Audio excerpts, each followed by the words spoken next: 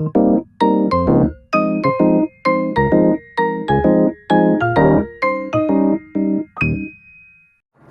반갑습니다. 오늘 지구의 날 지구 1.5도 포럼 기후위기와 인권 토론 진행을 맡은 정교조 인천지구 성처장 인천성초등학교 교사 심준이라고 합니다. 반갑습니다. 예, 원래 그 봄 날씨가 뭐 변덕스러운 건 사실입니다만은 오늘 또 날씨가 이렇게 춥고 썰렁한 것을 보니 요즘 뭔가 날씨 변화가 있을 때마다 이거 기후위기 아닌가 뭐 이런 생각을 하게 되는데요. 어쨌든 이렇게 춥고 변덕스러운 날씨 속에서도 이렇게 찾아주신 여러 토론자분들과 또 이렇게 관객 여러분께 진심으로 감사의 말씀드리고요. 그 요즘 코로나19가 사회적으로 이제 모든 이슈들을 다 빨아들이고 있는 시기입니다. 저도 최초에 그 기후위기가 인권과 무슨 관계가 있을까 이런 생각을 좀 많이 하다가 이 코로나19 이 비상 상황들을 보면서 이것이 정말 인권과 관계가 있는 것이구나 이런 생각을 좀 하게 되었습니다. 아시다시피 코로나19 바이러스는 누구에게나 평등하죠. 그럼에도 불구하고 이것을 받아들이고 실제로 피해를 입는 사람들은 어떤 사람들인가 이런 것을 확인해 보면 이것은 인권의 문제와 뗄래야 뗄 수 없는 그런 관계라는 것 우리가 이미 여러 사회 현상들을 통해서 알게 되고 느끼고 있습니다. 기후위기 역시 마찬가지입니다. 세상은 똑같이 더워지고 또 세상은 똑같이 추워지지만 이것을 온몸으로 받아들이는 사람들 그리고 이것을 피해를 입어가는 사람들이 누구인가 라는 것을 생각해 보면 이 변화하는 지구의 기후위기야말로 인권의 문제와 뗄래야 뗄 수 없는 그런 것이 아닌가라는 생각을 하면서 오늘 토론을 한번 진행해 보고자 합니다. 먼저 토론에 앞서서 오늘 이렇게 나와주신 토론 발제자와 토론자 여러분들을 먼저 소개해 드리겠습니다. 한국다양성연구소 소장님 김지학 선생님 나오셨습니다. 네, 안녕하세요. 반갑습니다. 네. 장애우 권익문제연구소 소장님이신 임수철 소장님 나오셨습니다. 네, 안녕하세요. 반갑습니다. 저랑 같이 일하는 파트너이신 정교조 인천지구 정책실장 인천 영종중학교 교사 조수실 선생님 소개합니다. 네, 마지막으로 한국의 그레타 툰베리까지는 모르겠지만 인천의 그레타 툰베리인 거는 확실해 보이는데요.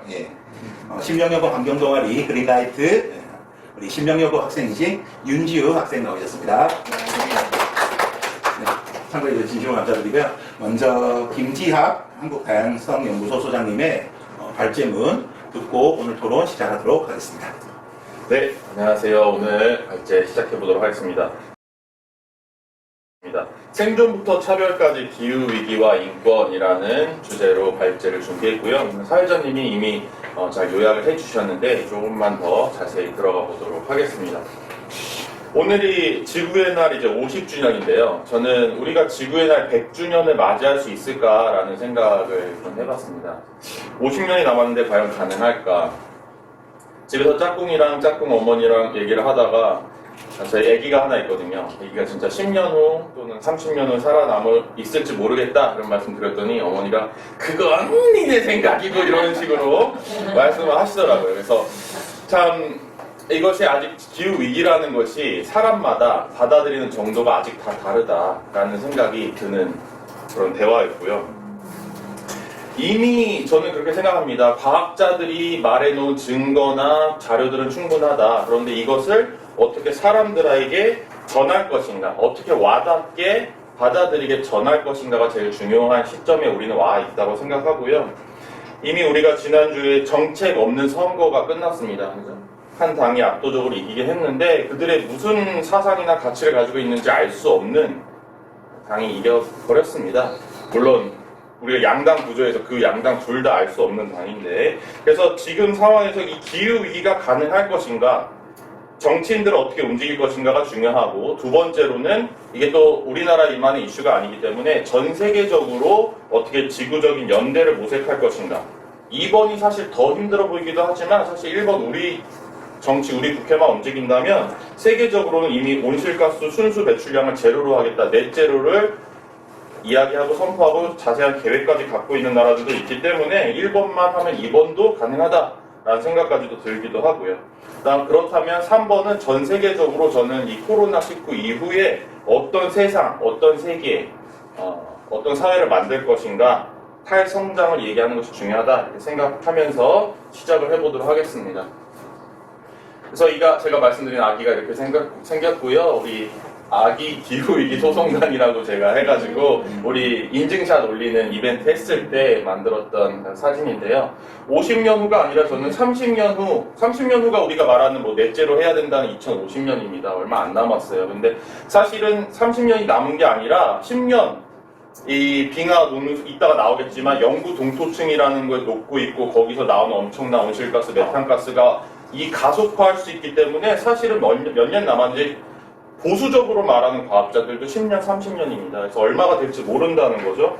아기가 태어나는 게 이제 재작년 10월인데 태어나자마자 엄청난 미세먼지 때문에 뭐 50일, 100일에 밖에 한 번도 못 나갔습니다. 집에서 공기청정기 옆에서 아기를 키우면서 너무나 씁쓸했고 슬펐고 아이를 잘못 낳은 거 아닌가 미안한 마음이 너무 컸습니다. 지금도 마찬가지. 이제 막 걸어다니고 싶고 뛰어다니고 싶어 하는데 집 앞에 놀이터도 자유롭게 못 나가는 마스크하고 막 장갑 껴야 되는데 마스크 잘 안 합니다. 요만한 아이들은. 그래서 너무나 슬프죠. 그래서 마음껏 뛰어놀지도 못하고 친구들도 못 만나는 이런 시기에 정말 건강하게 육체적으로 정서적으로 발달할 수 있을 것인가 하는 고민들 크죠.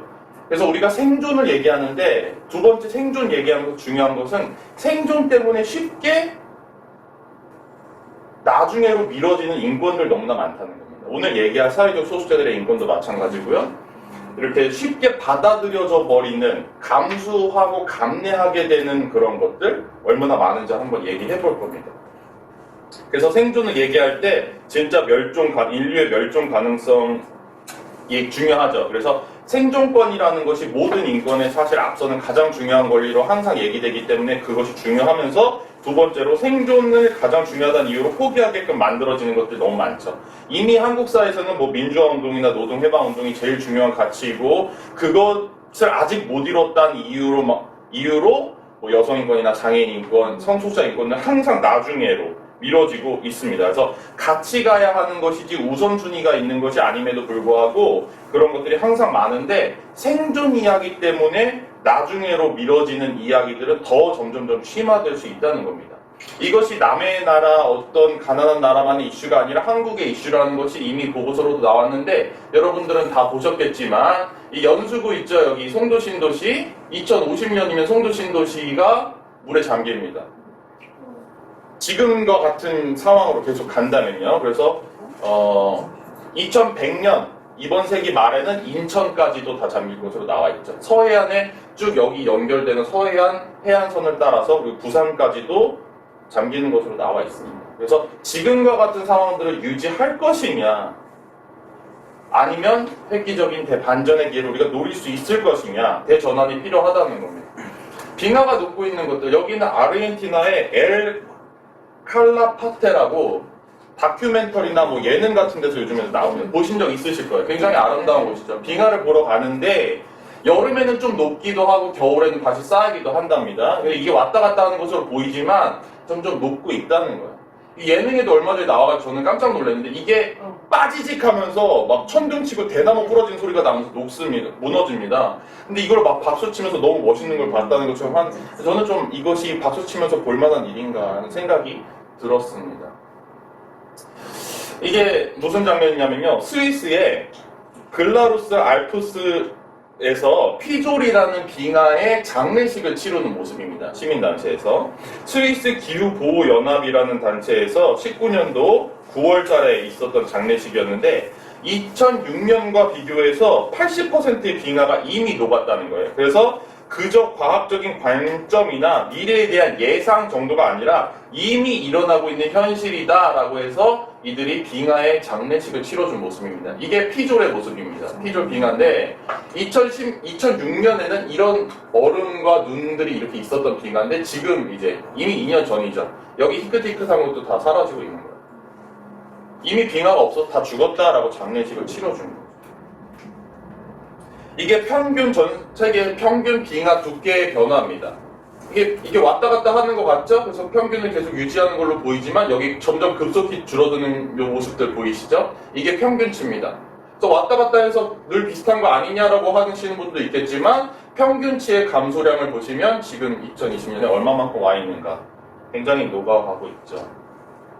이게 이제 북극의 모습입니다. 이미 설 자리가 없는 북극곰들의 모습 많이 보셨을 거예요. 굉장히 말랐죠. 설 자리도 없고 거주지도 없는 거예요. 그 다음에 먹이가 없는 거죠. 그래서 이렇게 마르고 있고 이게 눈이 없는 곳에 이렇게 배회하고 있는 마른 모습. 그리고 러시아에까지 가가지고 육지에 사람 사는 곳에 출몰합니다. 그다음에 막 열 몇 마리, 수십 마리씩 와서 인간이 사는 곳에 오고 쓰레기장을 뒤져서 먹는 모습이에요. 러시아의 세베르초크 생태 진화 연구소에 따르면 2020년 2월 달에 나온 발표인데요. 동족 포식이 상당히 증가하고 있다.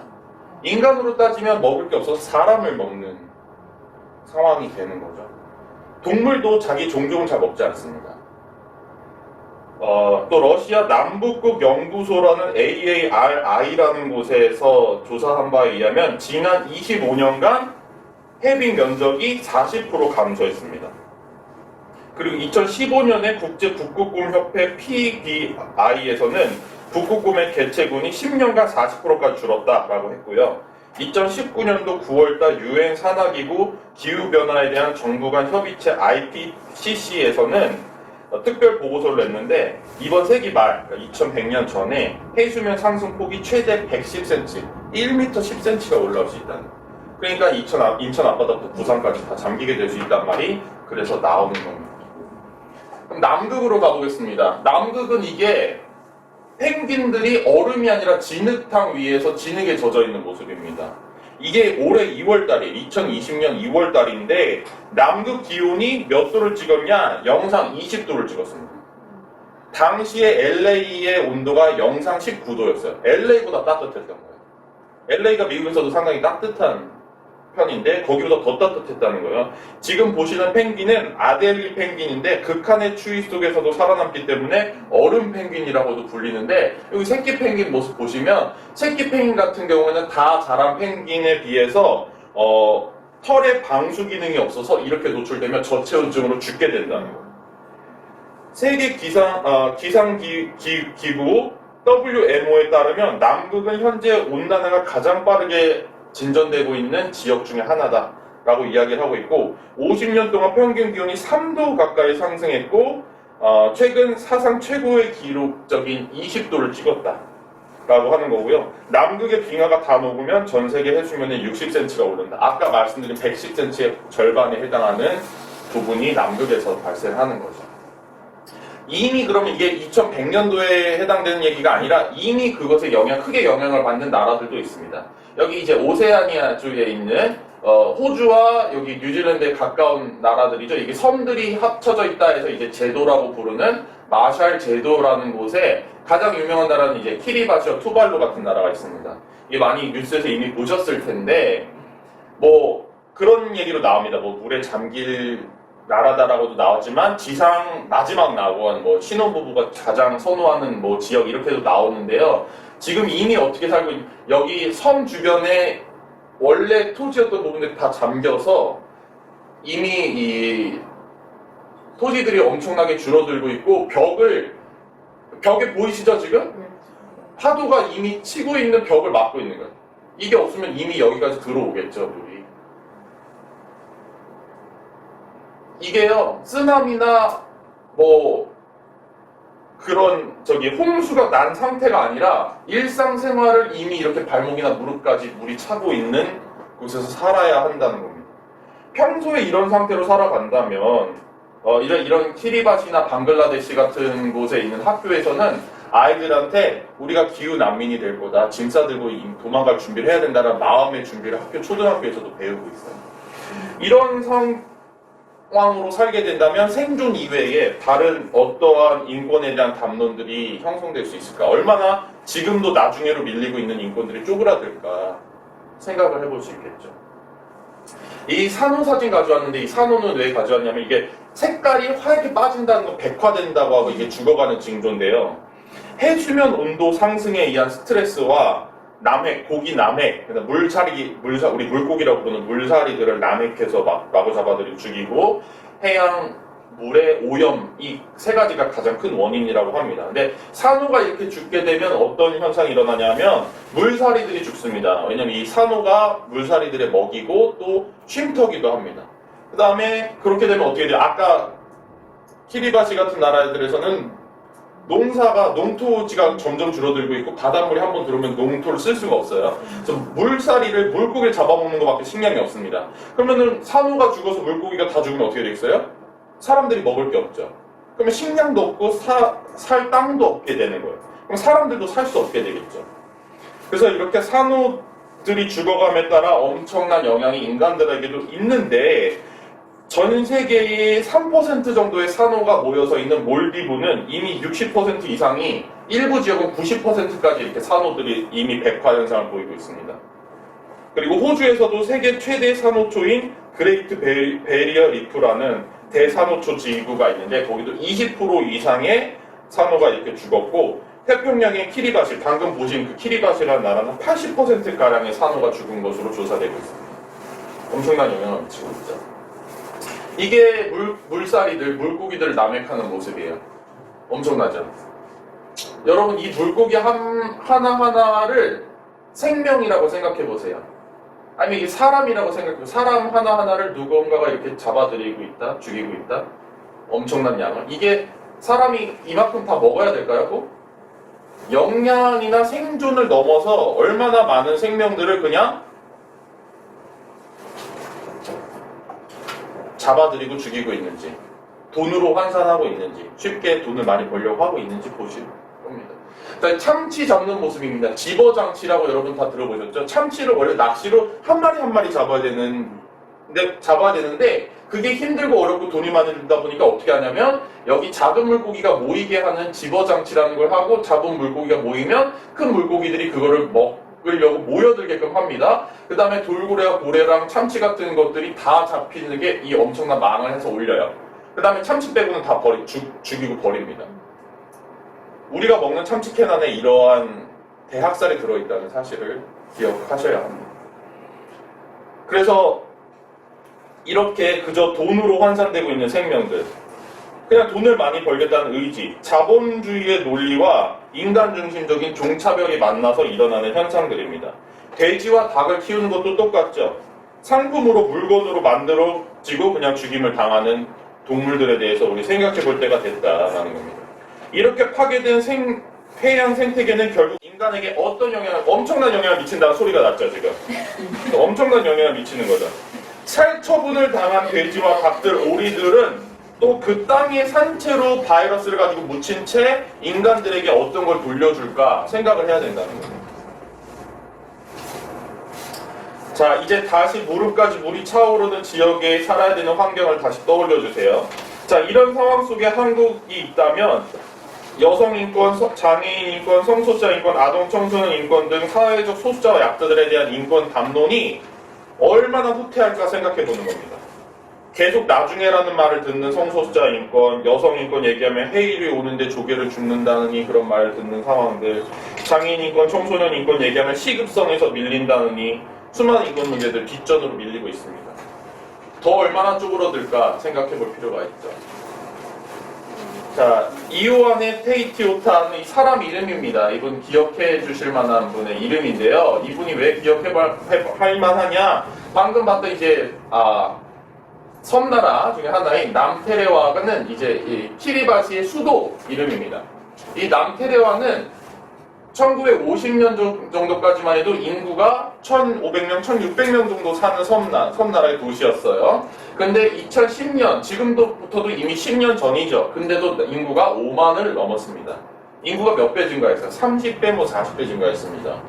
이 작은 나라에 이렇게 많은 사람들이 모여서 살기 시작하면 어떻게 될까요? 바닷물을 먹을 수 없게 빗물을 받아서 먹어야 물이 부족해지죠. 식량 부족하죠. 사람들 살 자리 부족하죠. 공간 좁아지죠. 그러면 갈등, 충돌, 범죄, 물 부족으로 인한 자원의 부족 등 엄청난 일들이 일어납니다. 그래서 여기서 더 이상 사람이 살 수 없게 됐다면서 2016년에 뉴질랜드에 가서 난민 신청을 하셨어요. 근데 난민 신청을 했는데 뉴질랜드에서 받아주진 않았습니다.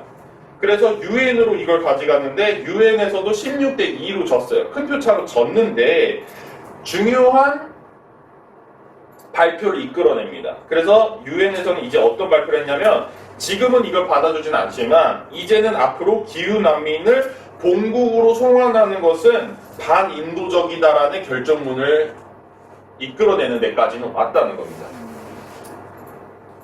기후위기를 초래한 그룹, 국가나 기업, 사람 등과 피해를 입는 사람, 가장 먼저 피해를 받는 그룹이 전혀 다르다고 제가 발제문에 써놨는데 이것이 그래서 우리가 정의에 대해서 얘기해 볼 이슈라는 겁니다. 기후위기를 만든 국가나 기업 등과 피해를 가장 먼저 받는 국가와 사람들이 전혀 다릅니다. 우리가 정의라는 얘기를 하면 사회정의나 공정성을 떠올리는데요. 잘못한 사람이 그 책임을 지거나 처벌을 받는 등이 우리가 공정하다 느낍니다. 그런데 오히려 정반대 현상이 일어나죠. 완전히 반비례죠.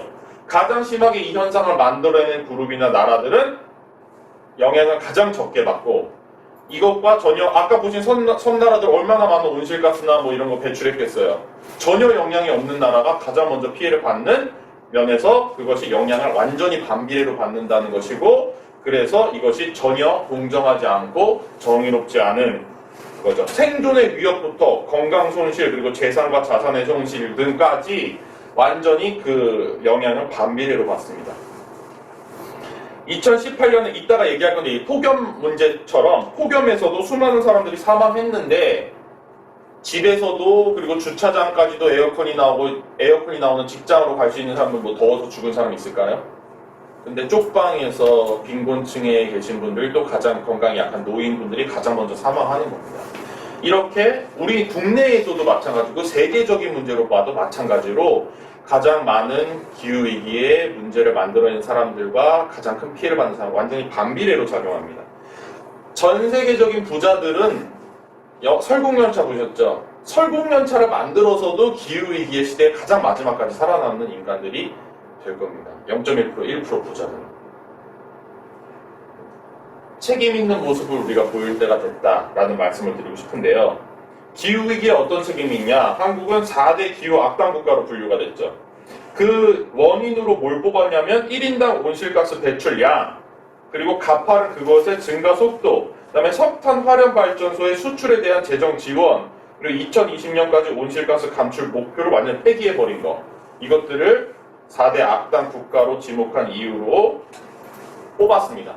그럼에도 불구하고 2020년 있었던 21대 국회의원 선거에서 기후는 전혀 중요한 의제가 아니었고 기후 얘기를 하지 않는 생각이 없는 이제 정당이 완전히 다수당이 됐는데 어떤 모습을 보일지 이제는 지켜볼 때라는 겁니다. 그 책임을 인정하고 책임 있는 모습을 보이려는 태도는커녕 아직도 이 문제를 문제 자체로도 인정하지 못하고 인지하지 못하는 태도들을 보이고 있는데 지금 우리가 압박을 가하고 목소리를 높여서 그것을 인지하게끔 만들고 정치를 우리 국가 움직인 필요성이 우리들에게 시민들에게 있다라는 것입니다. 아까 보여드렸던 키리바시의 대통령입니다. 아노테 통 대통령이라고 우리 기후위기 비상행동으로 지금 행동하고 있잖아요. 2015년에도 이미 5년 전에도 이런 단체가 있었어요. 전환을 위한 기후행동이라는 단체가 있었습니다. 그때부터도 계속 얘기했는데 국가는 듣지 않았던 거예요, 사실은. 이 키리바시 대통령을 모셔서 기후위기가 우리의 미래다라는 강의를 들었고 이 대통령은 전 세계 각국을 돌아다니면서 우리 국민들을 다 난민으로 몇 명씩 나눠서 받아달라는 요청까지 하고 계세요. 우리는 하나도 안 받았습니다.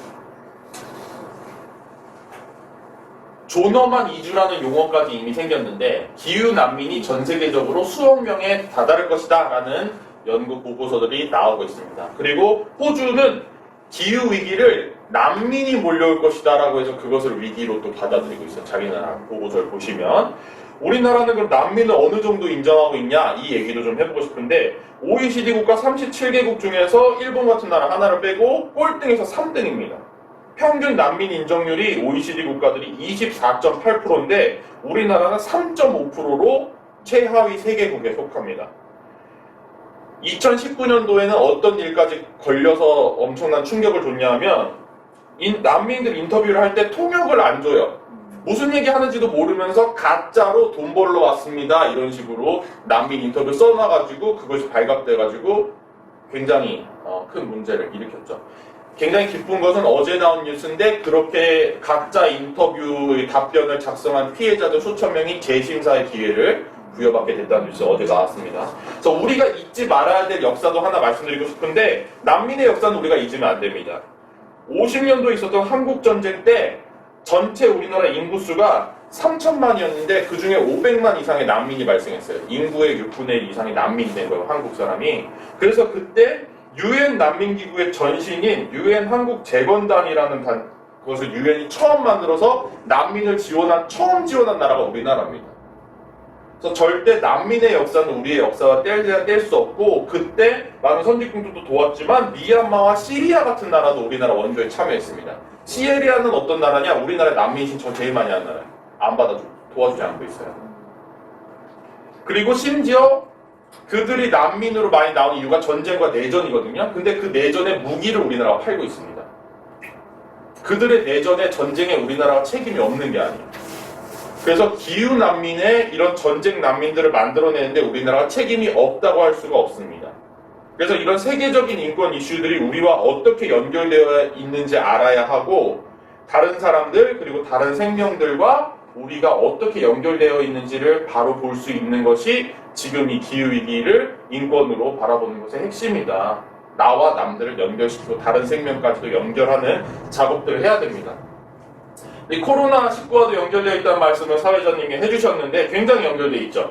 코로나19의 감염률과 사망률에서도 동일한 현상을 발견할 수 있습니다. 빈부의 격차가 심하죠. 사회적으로 차별받는 사람일수록 감염률과 사망률에 엄청난 차이를 보였죠.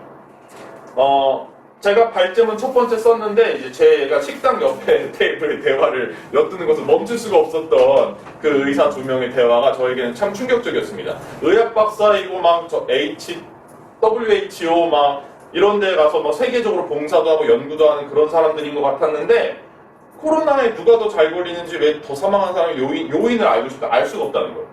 깜짝 저 대화에 막 저기요 하면서 막 가고 싶어가지고 참느라고 혼났습니다. 이게 의학적으로나 과학적으로만 보면은 알 수가 없을지 모르지만 인권적으로 사회적으로 관점으로 보면 이미 나와 있죠. 차별받는 사람일수록 더 쉽게 노출되고 빈곤할 사람일수록 더 쉽게 노출되고 사망률도 더 높은 거 이미 나와 있습니다. 이 사진은 이제 마돈나가 올렸던 사진인데 까맣게 나왔는데요. 마돈나도 SNS에 뭐라고 올렸다가 호되게 네티즌들의 질타를 받았냐면 코로나 바이러스가 부자건 가난한 사람이건 모든 이들을 평등하게 만든다. 이 진기한 바이러스는 당신이 얼마나 부자이든 유명하든 웃기든 똑똑하든 어디 살든 몇 살이든 상관하지 않는다. 우리를 평등하게 똑같이 만들었다라고 올렸는데 사람들이 그렇지 않다라고 하면서 엄청나게 비난을 많이 했습니다. 이건 사과를 하진 않았지만 2주 후에 사과를 하는 의미였던 것 같아요. 제가 봤을 때는. 그래서 이제 빌 게이츠 재단이라고 많이 알고 있죠. 빌 앤 멀린다 게이츠 재단에 100만 달러 한화로 이제 12억 정도를 백신 개발에 써달라면서 기부를 했습니다. 그래서 우리가 나의 삶과 직접적으로 내가 피부에 와닿지 않는 것은 사실 모르는 거죠. 비장애인들이 장애인 인권, 장애인 차별을 이해 못하는 것처럼 남성들이 여성 인권과 여성들이 차별을 받는 것을 이해 못하는 것처럼 가난한 사람들의 삶을 전혀 이해 하지 못하는 사람들이 있다는 겁니다. 백인들이 흑인의 삶을 이해 못하는 것도 마찬가지 다 연결되어 있습니다. 그럼 우리가 다른 정체성을 가진 사람들의 삶도 공감할 수 있고 알 수 있는 사람이 되는 게 사실 굉장히 중요합니다. 우리나라에서도 몇 가지 가장 많이 이제 감염이 일어났던 곳들을 살펴보려고 합니다. 이제 사진이 빠졌는데 신천지부터 우리 얘기해봐야 되겠죠. 신천지를 보도할 때도 저는 언론이나 이 사회의 태도에 신천지가 이단인 거랑 아닌 거랑 상관이 있습니까? 바이러스가 퍼진 건 아무 상관없어요. 기독교, 개신교, 대형교회에 퍼졌어도 똑같아요. 거기가 이단성을 가졌느냐 안 가졌느냐는 사실 아무런 상관이 없습니다. 이단성에 주목해야 될 것이 아니라 오히려 저는 어디에 주목해야 된다고 생각했냐 하면 청년과 여성이 많았다는 거? 왜 청년과 여성이 이 교회에 많았을까? 저는 이렇게 생각합니다. 우리 사회 청년들과 여성들에게 얼마나 희망이 없으면 죽은 후에 갈 수 있는 인원수가 정해져 있는 천국에 가기 위해서 이렇게 공부도 해야 되고 시험 막 줄 맞춰가지고 시험 쳐서 보시고 이런 거 보셨죠? 그게 굉장히 이상하다는 생각이 들어야 되는데 안 이상한 거예요. 왜요? 우리나라 이미 초중고등학교 늘 시험 치고 늘 시험에 목매고 수능 못 치면 죽음을 맞은 이런 정도로 시험에 목매는 현상을 이미 겪고 있기 때문에 그게 이상한 건 눈에 안 들어요. 너무나 많은 곳이 이미 인권 침해적이기 때문에 거기 사는 게 이상하게 안 보이는 거예요. 그러니까 한국에 있는 대다수의 대형 교회들도 이미 목사들이 교주처럼 말하고 이상한 말하게 한 사람 많기 때문에 그 교주가 말하는 게 이상한지 눈에 들어오지도 않는 거예요. 그래서 여기서는 청년들이 왜 그렇게 많이 거기 가 있을까? 여성들이 왜 이렇게 많을까? 사실은 죽은 뒤에 갈 수 있다는 뭐 14만 명인가요? 13만 4천 명인가요? 숫자가 정확히 생각 안 나요.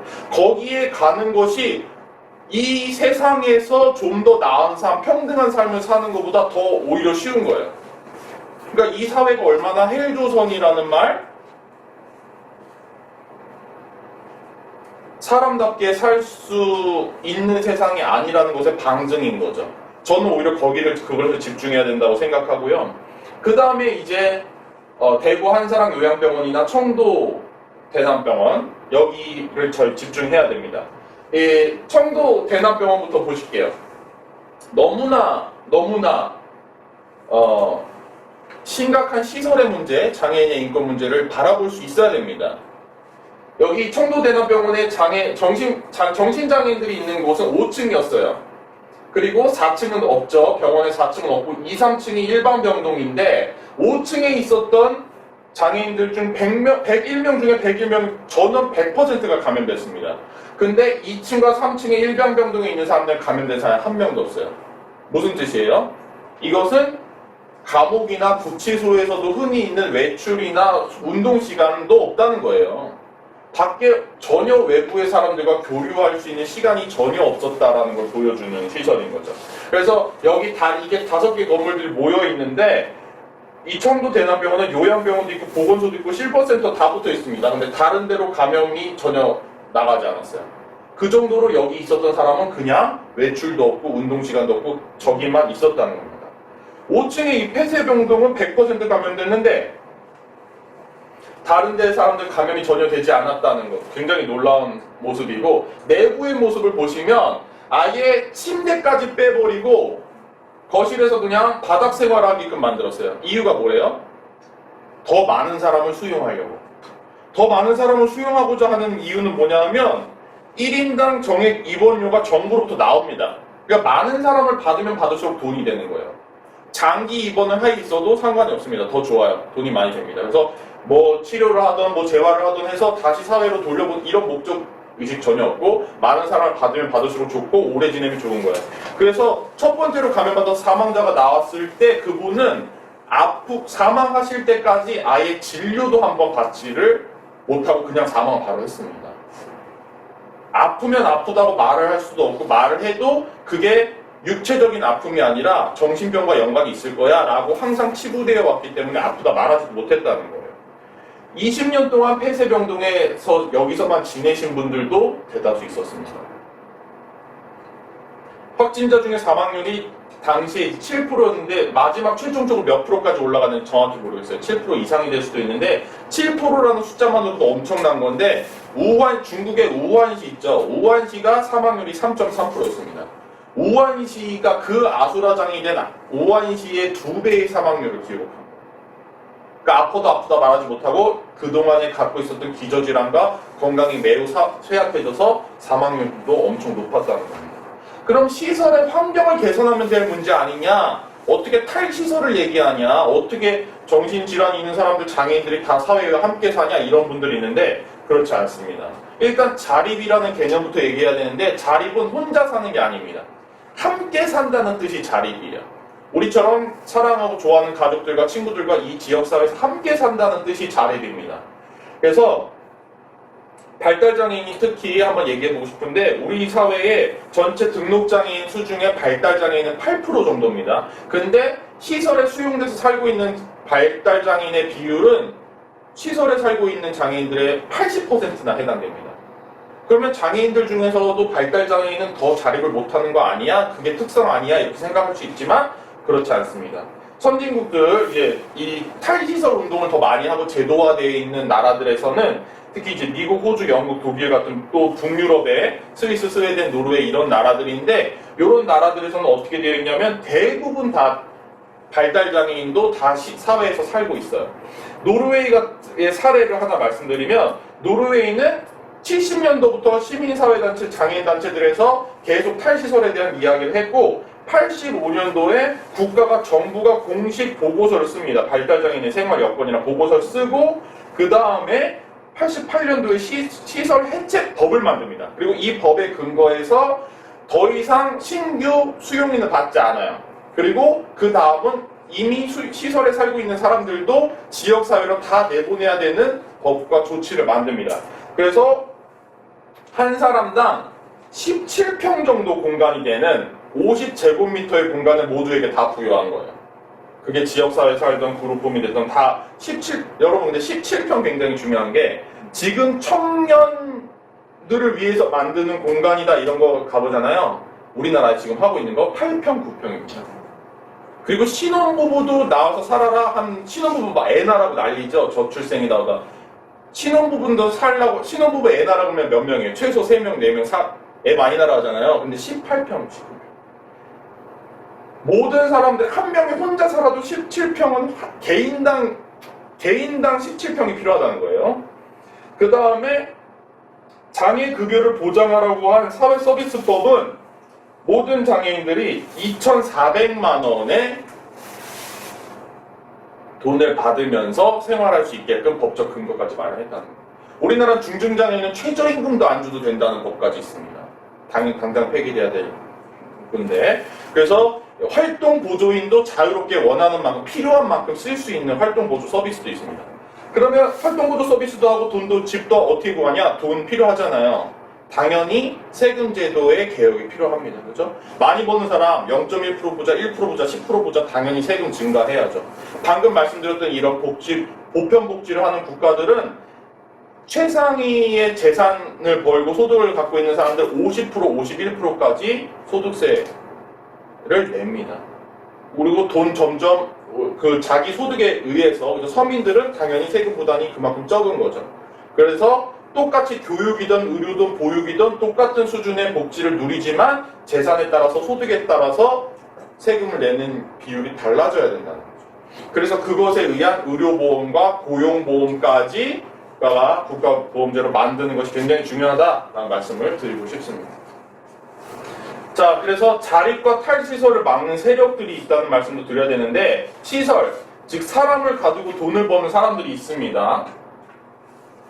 사람을 가두고 돈을 버는 사람들, 이들의 사업이 어떻게 가족들과 친인척 그리고 같은 종교로 연결되어 있는지에 대한 조사와 대책이 필요하다라고 저는 강력히 주장하고 싶습니다.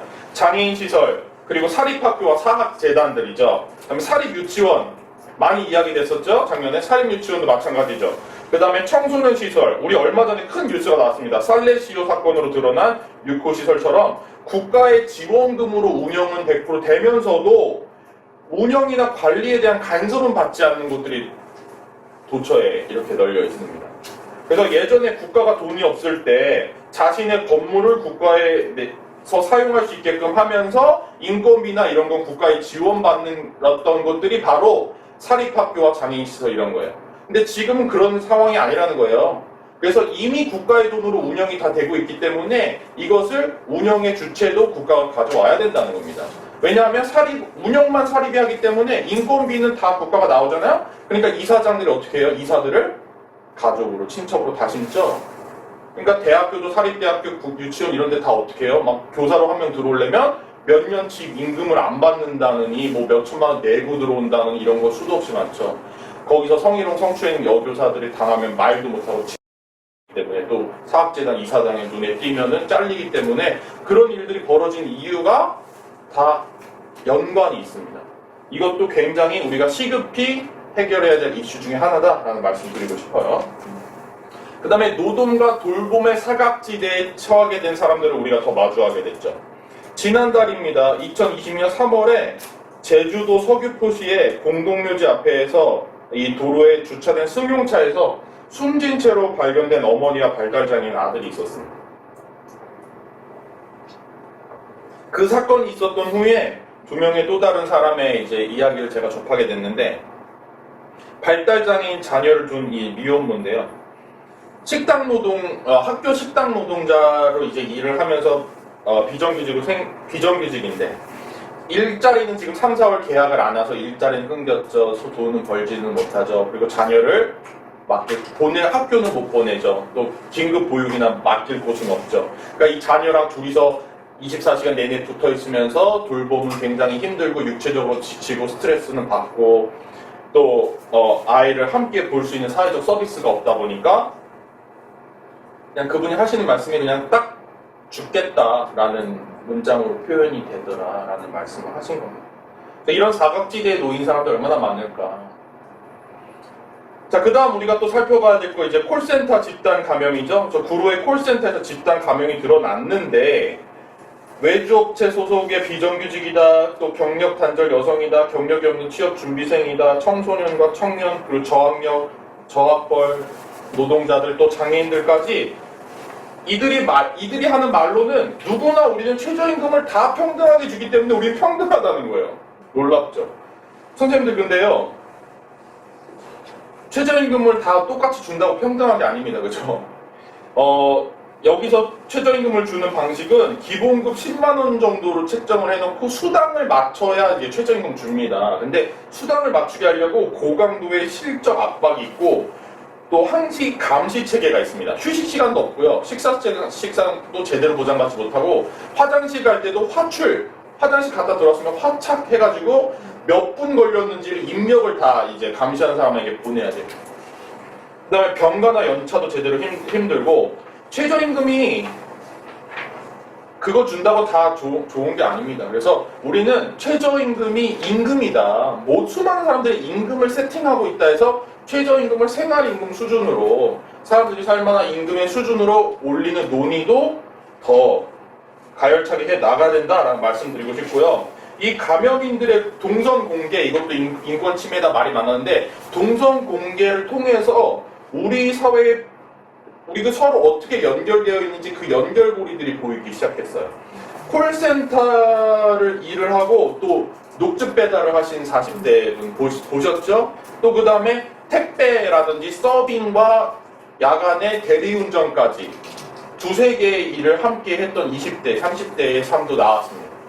이렇게 우리들은 다 연결되어 있어요. 사실은 물건 사고 뭐 불만 있을 때 민원 넣고 싶을 때 전화하면 항상 콜센터 있을 거라고 생각했죠. 그리고 일하다가 뭐 그 유산균 들어있는 요구르트 있죠. 뭐 아침에 배달해주면 좋잖아.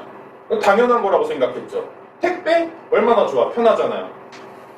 대리운전? 술 먹고 집에 갈 때 근데 그렇게 그림자 노동을 우리 주변에 없는 것처럼 일하고 있는 사람들이 저소득 노동자로 쫙 사회에 있기 때문에 우리 삶이 이렇게 돌아가고 있었다는 겁니다. 저는 또 굉장히 흥미롭게 본 사람들의 이 네티즌 여론이 있었는데, 전 세계에서 유일하게 한국만 사재기를 안 했다면서 국민 의식 수준이 너무 높다는 거예요. 아니죠. 택배로 다 집 앞까지 갖다 주니까 사재기를 할 필요가 없는 겁니다.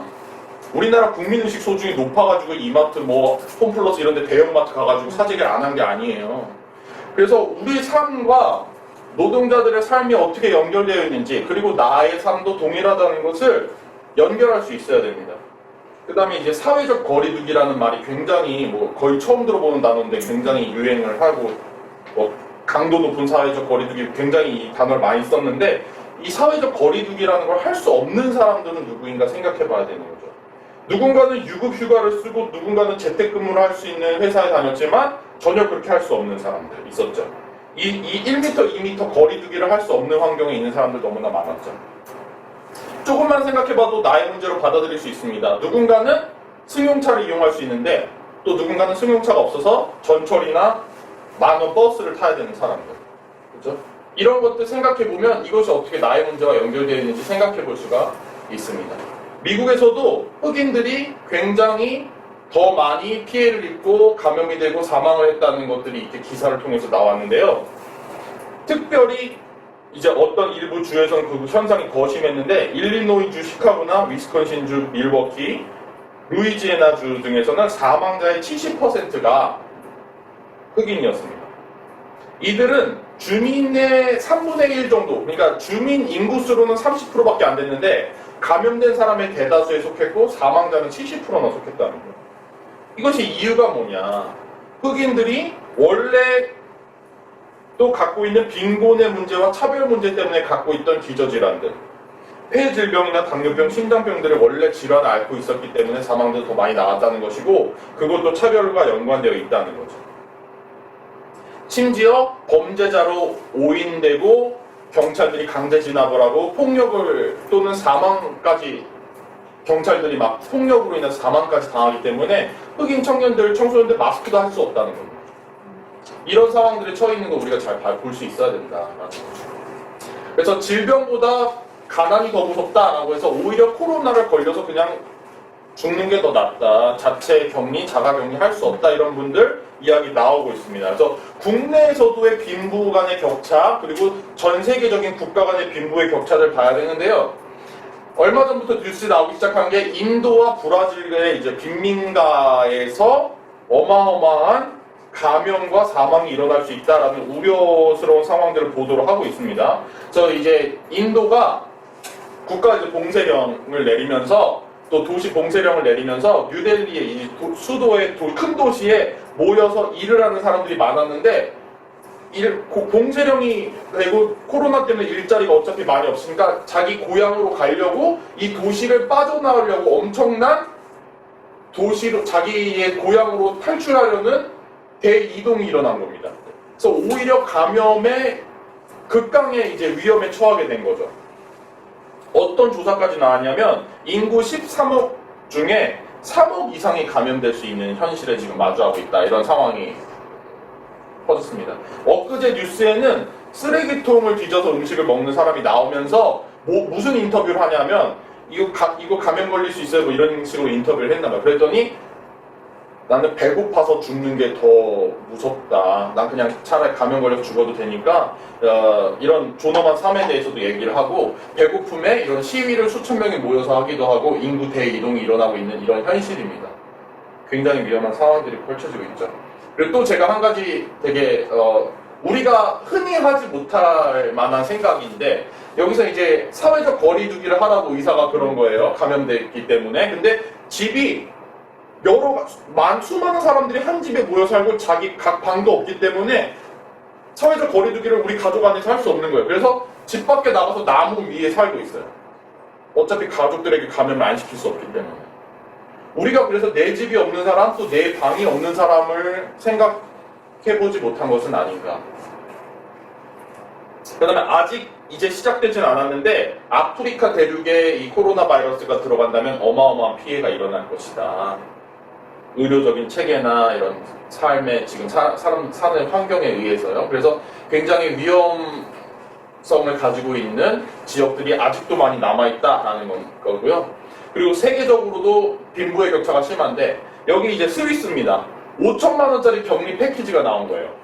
2주 동안 5천만 원을 내면은 이 엄청나게 좋은 호텔에서 먹고 자고 쉬면서 건강검진을 받을 수 있는 패키지인데, 제가 2주죠, 14일로 나눠보니까 하루에 350만 원이더라고요.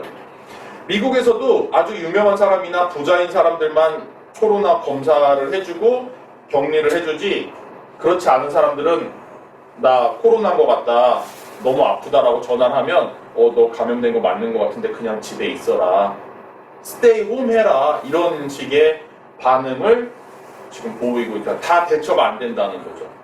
그래서 그런 상황들까지, 이런 차별적인 상황들이 생존의 위협, 일상의 위협, 그리고 코로나 이후의 삶의 지속 가능성까지 어느 하나 차별적이지 않은 것이 없다. 그런 차별에 대해서도 생각해 봐야 되기 때문에 제가 생존부터 차별까지라는 제목을 달았고요. 이제 우리 사회에 이제 더 문제로 또 들어오면, 2018년에 기록적인 폭염이 있었습니다. 여기 보시면 그 전에는 40도가 우리나라 국내에서 가장 최고의 기온이었는데 1942년 대구입니다. 근데 데프리카라고 막 그러죠. 데프리카가 40도로 제일 높았던 거예요. 근데 이 기록들을 1위부터 5위까지 2018년도에 다른 지역에서 다 갈아치웁니다. 41도가 넘었었죠. 그 다음에 서유럽에서도 역대 최고의 기록들을 갱신했는데 프랑스 파리는 42.6도, 벨기에 40.6도, 네덜란드 40.4도였습니다. 올 여름은 어떨지 참 걱정이 되죠. 올 겨울에, 작년 겨울에 하나도 안 추웠잖아요. 그죠? 굉장히 따뜻했고 눈도 오지 않는 겨울이 지나니까 이번 여름은 어떨지 굉장히 걱정되고 두려운 이유입니다. 근데 만약에 이런 기록을 또 갈아치우지 않는다고 해서 그것이 다행이거나 아무 일이 일어나지 않는 게 아닙니다. 아까도 그 빙하 온도, 평균 온도, 평균 두께 왔다 갔다 하는 거 보셨죠? 그렇게 왔다 갔다 할 수는 있지만 평균적으로 두께가 낮아지는 것처럼 기온은 우리가 일상적으로 이렇게 느끼는 것이 하루하루가 다를 수도 있으나 그것이 평균 기온을 되찾았다고 해서 정상이 되는 게 절대 아닙니다. 여기 보시면 폭염으로 인해 사망자 수가 7,000명까지도 이 한 해에 조사가 됐습니다. 이것은 국가에서 기록하고 조사하는 것에 약 20배가량 차이가 난다라는 발표가 났던 건데요. 여러분들도 다 들어보셨겠지만 코로나로 인한 사망자 수에 대한 집계와 통계도 전 세계적으로 다 국가마다 기준이 다를 수 있다는 얘기 들어보셨죠? 왜냐면 그 전에 폐질환을 갖고 있었거나 기저질환을 갖고 있는 사람은 코로나 사망자로 집계를 안 하는 나라도 있는 거예요. 그래서 우리가 중국이나 일본은 그 사망자 집계를 많이 줄였을 거다 이런 예상을 하고 있는 것처럼 폭염에 대한 집계도 그 전에 건강이 악화되어 있던 사람 또 노인들은 막 집어넣지 않으면서 이것이 실제 전부 집계와 실제 폭염으로 인한 사망한 사람들이 20배나 차이가 날 수 있다는 것이 그래서 앞에 페이지에 보여드렸던 것처럼 최소 160명에서 7,000명까지도 초과 사망자가 나왔다는 거예요. 자, 이제 지금의 이 상황을 더 심하게 급속도로 악화시킬 수 있는 초대형 핵폭탄급 얘기입니다. 영구 동토층이라는 게 있는데 이 북극지, 극지방에 있는 겁니다. 땅이 수천 년 동안 녹지 않았던 땅이 있는 거예요. 근데 그 땅이 이제는 녹고 있습니다. 이 땅, 여기 첫 번째 그림 보시면 땅 자체가 얼어 있었던 거예요. 근데 여기가 녹으면서 구멍이 뻥뻥 뚫리고 있습니다. 녹아서 흙이 꺼지면서 그 밑에 있었던 얼음이 올라오면서 연못이 생기는 거예요. 이것은 이 연못이 생기는데 이 연못에 이미 수풀이 자라고 거기서 올라오는 메탄가스와 온실가스가 뽀글뽀글 이미 올라오고 있어요. 이게 열카르스트라고 하는 그 영구도통증이 녹아서 생긴 연못이 이미 이렇게 드러나고 있는 거예요. 얼마나 위험한 상황이냐면 여기서 올라오는 이산화탄소, 메탄가스 등의 온실가스가 온도의 상승을 폭발적으로 야기할 수 있고 해수면 높이가 급상승하죠. 아까 말씀드렸던 일들이 더 빨리 악순환이 더 심해지는 거예요. 그리고 더 심한 얘기 한 가지, 고대 바이러스들, 옛날에 다 없어진 것으로 여기는 바이러스들이 다시 나오게 돼 있고 바이러스 X라고 부르는 우리가 여태까지 마주해보지 못했던 바이러스들이 계속 나오게 되어 있다는 겁니다. 그래서 지금과 같은 코로나19 현상이 지속될 수 있는 거죠. 지금 코로나19 바이러스 이 백신 개발도 뭐 1년에서 1년 반 걸린다고 하죠. 근데 엄청난 메이저급의 변이가 생기면 그거는 또 도루묵이 되는 겁니다. 바이러스 X가 매년 또는 2년마다 한 번씩 이렇게 발현되면 거의 뭐 대처하기가 힘들죠. 그래서 바이러스 때문이던 기후 온난화, 지구 열화에 의해서 인간이 멸종할 수 있다는 얘기는 여러 측면에서 나오고 있는 거예요. 이게 아까 말씀드렸던 그 연못에서 이미 메탄가스가 뽀글뽀글 올라오고 있는 모습입니다. 2019년도 6월에 영국 일간 이제 가디언즈에서 영구 동토층이 녹아서 이렇게 될 것이라고 예상했던 것이 70년 빨리 왔다라고 발표를 했습니다. 놀랍죠? 큰일 난 겁니다. 저는 이 기사에 사실 놀랐는데 요번 달이거든요. 4월 달에 2020년 4월 달에 시민들의 84%가 이미 코로나19의 사태의 근본적인 원인이 기후변화라는 것에 동의한다라고 했다는 거예요. 이런 인식 변화는 사실 뭐 연구 대상자에 따라서 이 퍼센트는 좀 조금씩 변할 수 있지만 사실 굉장히 빨리 인식의 변화가 온 겁니다. 여태까지 그 어떤 차별이나 어떤 위기도 이렇게 인식 수준이 빨리 일어나진 않았어요. 장애인 차별이든 여성 차별이든 성소수 차별이든 아무리 활동가들이나 의사나 뭐 전문가 누가 나와서 얘기해도 그것을 차별이다라고 80% 동의한다? 이런 거 없었어요. 그런데 저는 이 문제는 굉장히 특이하다고 생각해요. 이것들이 정치, 경제, 뭐 언론 상관없이 다 메이저급의 언론사와 TV에 나와서 이것이 기후위기와 연결되어 있다는 얘기들 계속 노출돼서라고도 저는 생각하고, 두 번째 이유로는 나의 문제로 받아들일 수 있는 문제라서라고도 생각하거든요. 그런 이슈가 있어서 이런 인식 변화가 굉장히 빨랐다고 생각합니다. 그래서 이런 것들을 보고 계속 우리가 어떻게 사람들에 밀접하게 자기 피부로 와닿는 문제인가로 저는 만들어야 된다라고 생각하고요. 그래서 실천 과제는 첫째 이제 개인들의 행동과 실천을 해야 됩니다. 그래서 우리가 지금 조금씩 하고 있는 사회적으로 인식 수준이 높아지고 있는 쓰레기 일회용 쓰레기 많이 만들지 않기, 종이컵 쓰지 않기, 뭐 텀블러 쓰기 이런 것들이 있는데요. 그런 것들로 해결된 문제가 아니라는 겁니다. 절대 아닙니다. 그래서 우리 개인적인 행동은 쓰레기 만들지 않기, 재활용 쓰레기도 줄이기, 뭐 음식물 쓰레기 하지 않기, 그 다음에 채식 더 많이 하고 육식 줄이기 뭐 등등 있지만, 그것을 어떻게 실행해야 되냐면 강력한 법과 제도를 만들므로써 실행해야 됩니다. 그래서 넷제로로 하겠다 선언을 했습니다. 2050년으로. 굉장히 늦죠. 저는 그걸 더 앞당겨야 된다고 생각하고, 실행 시나리오는 채택하지 않았습니다. 그래서 이 시나리오도 채택을 하고 세밀한 계획을 연 단위, 심지어 저는 월 단위로도 해도 된다고 생각해요. 절대 과한 건 없습니다. 그래서 강력한 법과 제도를 마련해야 되고, 국제적인 연대는 어떻게 할 것인가 생각해야 되고, 지금 코로나19 이후에 탈성장, 절대 이전으로 돌아가려고 해서는 안 됩니다. 성장주의가 만든 파괴이고 이것이 우리에게 돌아온다는 것을 인정하고, 이제는 성장이 아니라 탈성장을 해서 어떻게 다른 사람들과 다른 생명들과 이 지구 환경과 공존을 할 것인가 생각하는 시대가 돼야 된다. 이게 코로나19 전과 후에 제가 사진을 몇 장 보여드릴게요. 2020년 4월, 거의 지난주 정도밖에 안 됐어요. 한겨레에서 나온 사진들인데, 인도 뉴델리에 인도의 상징적인 인디아 게이트라는 거리의 이전과 이후 사진입니다. 환경 가시성이 엄청나죠? 저는 이 사진 보고 굉장히 깜짝 놀랐는데, 북인도에서 200km 떨어져 있는 히말라야 산맥이 보이는 거예요. 대단하죠? 그 다음에 이거는 우한 봉쇄련 이전과 이후에 중국의 대기 중에 쌓여있는 이산화질소의 농도입니다. 거의 사라졌죠? 여기 한국의 차이도 보이는데, 미세한 차이지만 차이가 조금 있죠? 많이 변하진 않았어요, 중국처럼. 숨 쉴 만한 대기가 됐다는 거죠. 이거는 이동 제한 조치 전에 이탈리아의 이산화질소 농도입니다. 차이가 있죠? 그래서 그런 뉴스도 나온 적 있어요. 이탈리아 이제 베니스 거기 강에 뭐 돌고래가 나왔다. 근데 그거는 아쉽게도 합성이라고 가짜였다고 합니다만, 이제 진짜 사진은 그 대신 하나 보여드릴게요. 이렇게 그동안 부화를 잘 하지 않았고 이제 거북이들이 잘 태어나지 못했었는데, 브라질의 이 해변가를 인간을 출입하지 못하게 했더니 기록적인 97마리의 부화가 있었다라는 뉴스입니다. 그래서 인간이 지구와 환경 그리고 다른 생명들과 인간에게까지도 얼마나 해로운지, 인간의 과도한 활동들이 보여주는 이러한 자료들은 한 달, 두 달 사이에도 엄청난 자료들이 있다라는 거고요. 인간의 활동을 멈추거나 줄이면 어떤 변화가 일어나는지 알 수 있죠.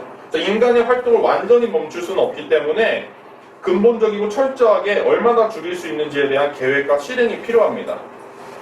그래서 여태까지는 굉장히 잘못하고 있었던 거 몇 가지 좀 짚어보고 싶은데, 근본적인 해결책이 아니라 눈 가리고 아웅하듯이 뭐 이런 거 많이 있었습니다. 예를 들어 돼지와 닭의 바이러스가 전염병이 돌면 다 살처분 시켰어요. 근데 놀라운 건 정치인들이 나와서 막 돼지 탈 쓰고 막 돼지고기 먹어달라고 농가 살리자고. 그러면은 될까요? 돼지들, 닭들 더 이상 감염병 생기지 않고 인간에게 안전할까요? 그게 아니라 공장식 도축산을 하던 것을 줄이고 어떻게 자연농가로 만들고, 가격이 오르더라도 얼마나 이 생명을 도구처럼 다루는 걸 줄일 것인가를 얘기해야 되는 것입니다. 그 다음 코로나19 경제 침체가 오니까 어떻게 돼요? 소비 진작해야 된다고 자동차 특별 등록 부가세를 없애줬어요. 자동차 회사에서도 이때다 싶어서 가격을 꽉 할인했습니다. 그러니까 놀라운 게, 식품을 제외하고는 유일하게 자동차 판매만 모든 판매 중에 늘은 게 지금 자동차예요. 그러니까 이 자동차 회사 도와주기법이 통과된 거예요. 즉각 통과됐습니다. 아무도 반대를 안 했어요. 그러니까 사실은 환경정책도 아니 자동차 많이 팔면 환경에 도움 될까요? 안 될까요? 안 되겠죠. 그러니까 환경정책도 아닐 뿐만 아니라 가장 먼저 그리고 가장 큰 도움이 필요한 게 자동차 회사도 아니고 자동차를 지금 이 시기에 구입할 수 있을 만한 돈이 있는 사람도 아닌데 그런 정책이 가장 빨리 통과되는 거예요. 그러니까 근본적인 문제에 대한 대처가 아니라 이런 문제들이 일어나고 있다는 거 우리 다시 생각해 봐야 된다는 겁니다. 이게 이제 코로나 신규 감염 확진자 수 추이입니다. 점점 줄어들고 있죠. 제가 오늘 여기 나오기 직전에 보니까 오늘은 감염인이 11명 늘었어요. 그러니까 지난주에 계속 20명, 18명 이렇게 됐는데 외국에서 유입되는 숫자가 50%예요. 절반을 빼면 이미 한 자릿수로 떨어졌습니다. 그런데 뭐 이제 변이가 일어날 수 있다, 또 겨울에 다시 2차적인 감염이 파괴적으로 일어날 수 있다 이런 얘기들이 많아서 완전히 마무리됐다고 하는 것은 속단이다라는 것이 중론이지만 1차적으로는 완전히 잡혀가고 있는 모습이긴 합니다. 그런데 치료제를 만들고 백신을 만들고 이전으로 돌아가려고 하는 것이 아니라 근본적으로 이전의 모습이 정상이거나 평범했다고 여겨서는 안 됩니다. 다시 또 이런 일이 일어났을 때 우리 국민들이 엄청난 희생을 치르고 의료진들이 엄청난 헌신을 하면서 이걸 이겨낼 수 없다는 거예요, 더 이상. 공무원들이 죽어가면서 실제 이거 말만 죽어가는 게 아니라 진짜로 사망을 하셨죠. 과로로 사망을 하면서 의료진들이 공무원들이 죽어가면서 이걸 막아냈는데 우리나라 잘했다 박수 칠 게 아니라 이런 일이 없게끔 만들어야 되는 게 근본적인 거예요. 자, 소상공인들 힘들다 그러면 왜 우리나라는 다른 나라보다 소상공인 비율이 많을까? 이걸 생각해야 되는 겁니다. 비정규직 비율이 높다. 그러면 왜 비정규직 비율이 높을까? 이걸 생각해야 되는 겁니다. 의료기술은 세계 최고 수준인데 공공의료가 부족하다? 그러면 왜 그럴까? 그게 왜 문제인가를 생각해야 됩니다.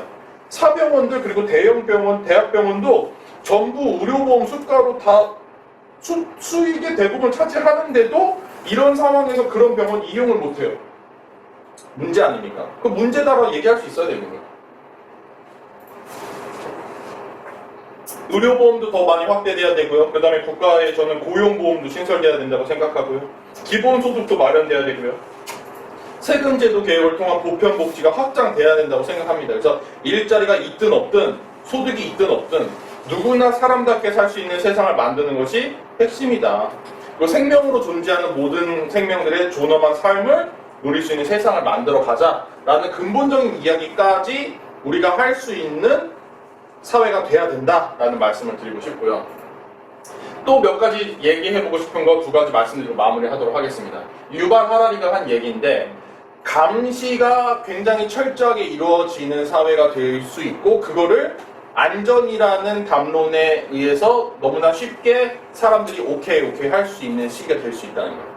우리나라에서도 막 감염인의 동선을 CCTV와 카드로 굉장히 쉽게 막 몇 시간만, 6시간, 7시간 만에 엄청나게 파악을 해서 딱 알렸죠? 근데 이거 30분 만에 할 수 있는 기술이 있다고 막 그거를 하라고 막 압박을 했었어요. 그런 것들을 이런 재난 시대에는 쉽게 그냥 국민들이 예스 할 수 있다는 겁니다. 그래서 이런 사생활이나 인권을 안전의 문제로 쉽게 넘길 것인가?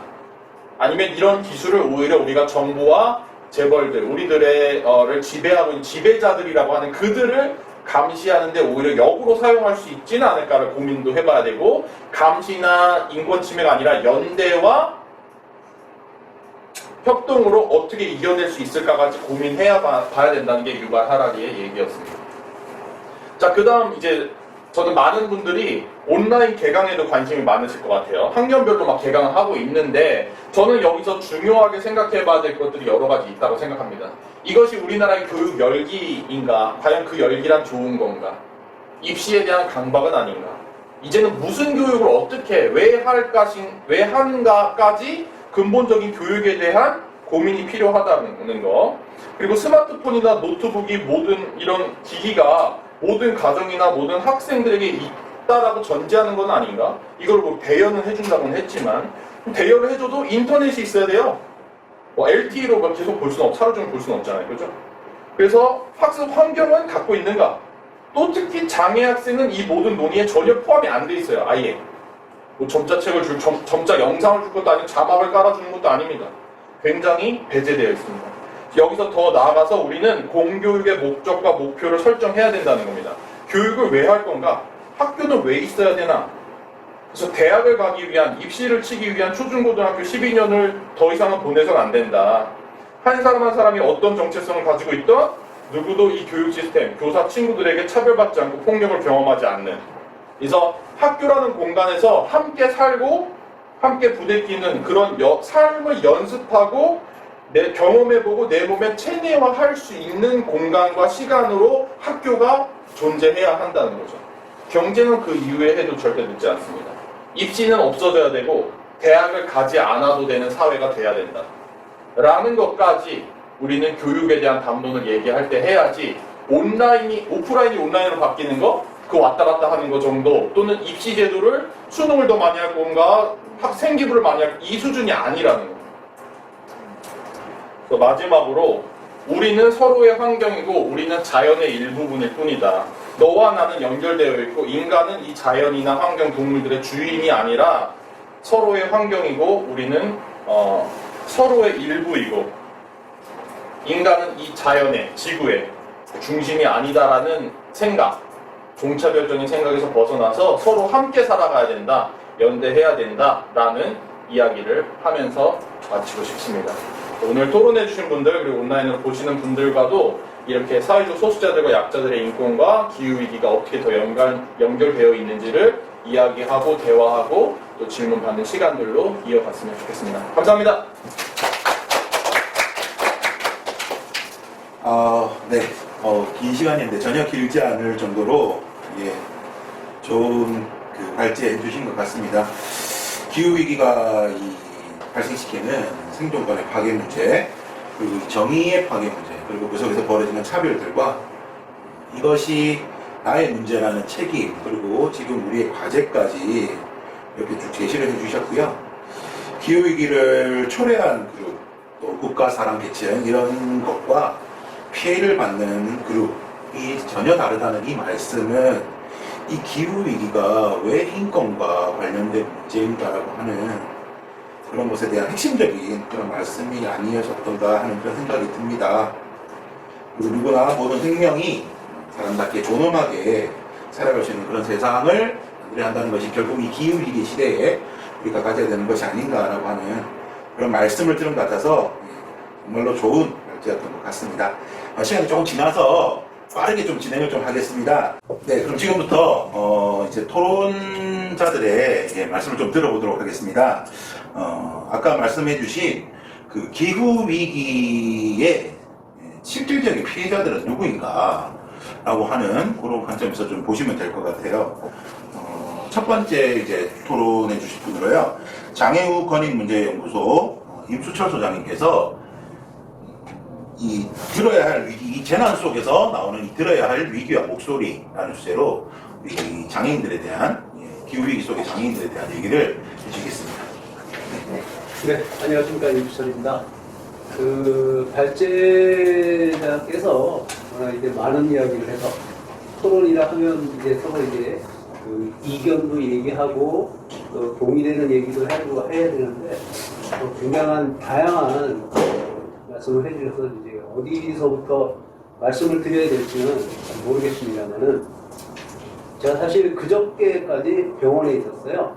그래서 이제 사고로 이제 손을 좀 다쳐서 좀 큰 수술이었습니다. 절단되는 수술이어서 병원에 있으면서 이제 오른손에는 링거하고 이제 하고 있어서 자판을 할 수 있는 상황이 아니었어요. 그래서 장애인들이 주로 쓰는 스피치 노트라는 앱 어플리케이션을 써서 원고를 써서 그래서 조금 뭔가 이렇게 자료를 만들 때 참고 자료나 이런 걸 보면서 해야 이제 좀 의미 있고 알찬 자료가 되는데 조금 부족한 감이 있지만 그럼에도 불구하고 이제 우리 발제하신 김재학 소장님께서 차별이라는 그런 화두를 던져주셔서 아주 또 쉽게 기억을 또 떠올려 가면서 짧은 그런 토론문을 쓸 수가 있었는데요. 사실상 장애인을 포함한 사회적 약자들의 이야기를 할 때 다들 아시겠지만 분리와 배제라는 말들을 많이 쓰거든요.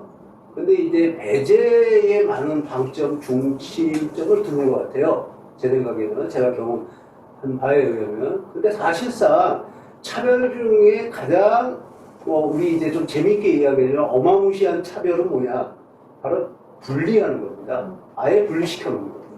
그게 바로 이제 아까 김작 소장님께서 발제 PPT 화면 슬라이드 속에 나왔던 청도 대남병원 등이 그런 이제 예를 보여주는 거고요. 그러한 것들을 이제 제가 조금씩 끄집어내서 말씀을 드리도록 하겠습니다. 그래서 지금부터 한 8년 전이죠. 8년 전 2012년도에 10월 24일부터 11월 4일까지 여기 우리 인천 송도에서 세계 장애인 대회를 했어요. 전 세계에서 한 7,000명 정도의 장애인들이 왔죠. 그러면서 인천 선언이라는 것을 채택했습니다. 그래서 유엔의 산하기관에는 여러 가지 산하기관, 뭐 이제 아까 녹색기금 뭐 등등등 다양한 기구들이 있는데 그 중에 하나가 유엔 경제사회위원회라고 있습니다. 다만 이제 의장국이 태국인데요. 제네바에 유엔 저기가 있듯이 유엔 경제사회위원회 사무국은 방콕에 있어요. 그래서 방콕의 공주가 장애인인데 그분이 이제 전략적으로 거기서 유치를 해가지고 이제 오랫동안 하고 있는데요. 그 유엔 경제사회위원회를 포함해서 아시아 태평양 장애인 포럼이나 여기서 이제 주장을 해서 10년간 인천 선언 각국이 진행해야 될 인천 선언이라는 것을 만들었어요. 그 중에 하나가 뭐냐면은 재난 속에서의 장애인에 대한 각국의 대안 마련입니다. 그래서 이제 올해가 우리나라는 중간 보고서 2022년에 이제 최종 보고서를 각 국가가 거기에 사인한 나라라고 그러죠. 의정서에 사인한 나라들은 그 보고서를 내야 돼요. 보고서를 내야 되고 올해가 이제 중간 보고서를 채택하는 회의입니다. 채택하는 회의인데 국가 말만 안 믿잖아요. 유엔에서. 그러니까 민간 보고서를 또 내요. 그래서 이제 저도 이제 민간 보고서를 내는 어떤 이제 작은 역할을 좀 할까 하고 있고요. 또 하나는 왜 그러냐면은 청도 대남병원이 바로 2012년도 세계 장애인 대회를 할 때 위기 상황 속에 장애인들이 피해를 볼 수 있는 예로 든 병원이에요. 8년 전에. 이런 데가 바로 이제 큰 사고가 터질 수 있다. 그런데도 불구하고 여태껏 무슨 조치도 취하지 않은 거죠. 그래서 여기서 어떤 이제 아직까지도 우리 사회가 너무 관성에 빠져 있다거나 조금 어떤 면에서 야만적인 그런 것들이 존재한다. 여전히 이제 장애인들을 분리시켜 놓는 그런 겁니다. 정신보건법에 의하면 장애인 복지법하고는 또 틀려요. 정신장애인에 대한 국가적 어떤 대응 이건 좀 틀려요. 그래서 그나마 한 4년 전에 정신보건법이 개정이 돼서 들어가는 게 조금 까다로워졌어요. 옛날에는 그냥 가족 1인, 그것도 친척이면 됩니다. 친척 중에 한 명만 동의하고 의사 한 명만 동의하고는 여기 있는 모든 분들도 강제로 입원될 수 있어요. 영원히. 근데 지금은 그게 이제 강화가 돼가지고 친인척은 안 되고 직계가족 2인, 직계가족 2인과 의사 2인, 전문의 의사 2인의 동의가 있어야만이 정신병원에 이렇게 이제 강제적으로 들어갈 수 있는 거죠. 그래서 그리고 이제 또 장기간 또 입원 못 시키게끔 돼 있어요. 많이 나아지긴 했지만 청도 대남병원은 아주 악의적인, 전 세계적으로 악의적인 사례를 보여주는 데였거든요. 그래서 물론 이제 이 이전에 그 사건만 따지고 본다면은 장애인이 철저하게 분리된 상태에서 그것도 강제적으로 좁은 공간에서 수십 년간 이렇게 분리된 상황에서 벌어질 수 있는 그런 어떤 상황을 아주 극명하게 보여주는 거고요. 이 사태가 어느 정도 진정이 된다면 거기에 대한 원인 분석을 철저하게 해야 된다는 거죠. 그래서 재발 방지를 위해서라도 그렇게 해야 되는 거고요. 사실 이제 기후와 환경 문제를 얘기할 때 그 속에서 결과로서의 장애인과 같은 사회적 약자들의 현재 모습 그리고 받을 그런 피해들이나 이런 것들을 생각할 때 굉장히 오래전부터 그 장애계에서는 그것을 담론으로 또는 이제 진행을 해왔어요. 예를 들자면 이런 거죠. 아주 극명한 이제 좀 반대적인 건데, 뭐 검색이나 이런 거 해보면 나오실 겁니다. 그 서아프리카의 그 낙타 부족이라고 하는 부족이 있어요. 그 발 모양이 이렇게 갈고리처럼 생겼습니다. 그래서 단 1000년 동안 밀림 지역에서 이렇게 자기들끼리 분리돼서 이렇게 자발적 분리죠. 그래서 나무를 기어 올라가가지고 채취를 해서 사는 부족이에요. 그러다 보니까 1000년 동안 발의 모습이 그렇게 적응이 돼버린 거예요. 우리는 그렇게 보면은 발이 기형이네, 장애네, 뭐 이렇게 하지만 거기서는 오히려 발가락 10개 있는 사람이 이거 나무도 못하는 이렇게 되는 거예요. 그러니까 단 1000년 만에 인간의 그 유전적 그런 것을 넘어서서 굉장히 빠르게 환경에 적응했다는 거죠. 그러니까 아마도 이렇게 기후 환경이 변하고 그러면은 한 2000년, 3000년 후에는 인간의 콧구멍이 없어질지도 모른다. 그래서 인간은 다른 방식의 호흡을 할지도 모르겠다. 뭐 이런 생각도 하고 있어요. 그래서 이런 것들이 이제 기후 환경 속에서의 또는 환경 속에서의 장애를 바라보는 관점들이 좀 다르다는 거고, 또 하나는 이제 장애를 바라보는 이제 가치, 기준이에요. 그래서 우리가 노르딕 국가라고 하죠. 노르딕 국가, 뭐 노르웨이, 아까 이제 발제자께서도 말씀하셨지만 노르웨이, 핀란드, 뭐 이런 나라들, 덴마크 이런 나라들을 노르딕 국가라고 하는데, 이 나라들은 그 우리가 생각하는 장애 개념하고는 전혀 틀리단 말이에요. 그래서 임신부도 일시적 장애로 봐요. 우리처럼 의학적 기준으로 뭐 손이 하나 있고 눈이 안 보이고 귀가 안 들리고 이거로 장애를 보는 게 아니라 그 사람이 사회적으로 어떤 이제 물리적으로 장벽이 생겼다는 장애로 보는 거예요. 그래서 임신한 순간에 물리적 환경적 장벽이 생겼다는 거죠. 그래서 장애인과 같은, 그러니까 우리가 보는 생각하는 그런 장애인하고는 전혀 틀린 거예요. 장애를 바라보는 관점이. 그래서 유엔에서 또는 이제 세계보건국에서 정한 거는 환경적 요소, 사회적 요소까지도 본다라고 되어 있어요. 장애인에. 근데 우리나라는 여전히 의학적 요소로만 보고 있는 거죠.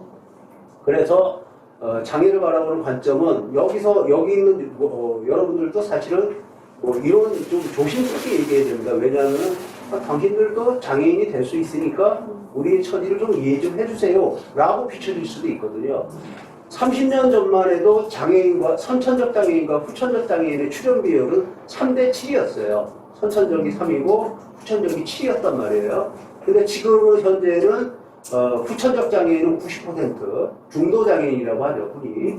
그리고 선천적 장애인들은 한 10% 정도에 지나지 않습니다. 그래서 굉장히 많은 그 장애인들, 우리나라 인구의 한 10%라고 보고 있어요. 등록 장애인은 5%입니다. 5%인데 전 세계적으로 의학적으로 한 10% 정도로 보고 있는데, 그 정도는 아마 이제 우리가 인구 한 5천만 명 되는 거죠. 500만에 한 450만 명 정도는 후천적, 사고나 질병, 산업재해 등등으로 인해서 후천적 장애를 가지고 있게 되는 거죠.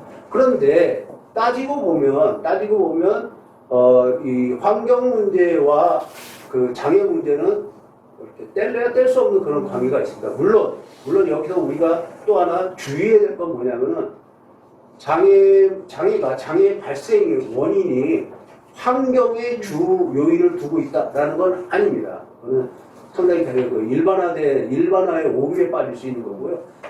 장애를 가지게 되는 것은 굉장히 다양한 요인이 있다. 아직 그 중에 작은 부분은 유전적 요소도 있는 거고, 그리고 환경적 요소도 있는 거고, 그렇습니다. 그런데 안타깝게도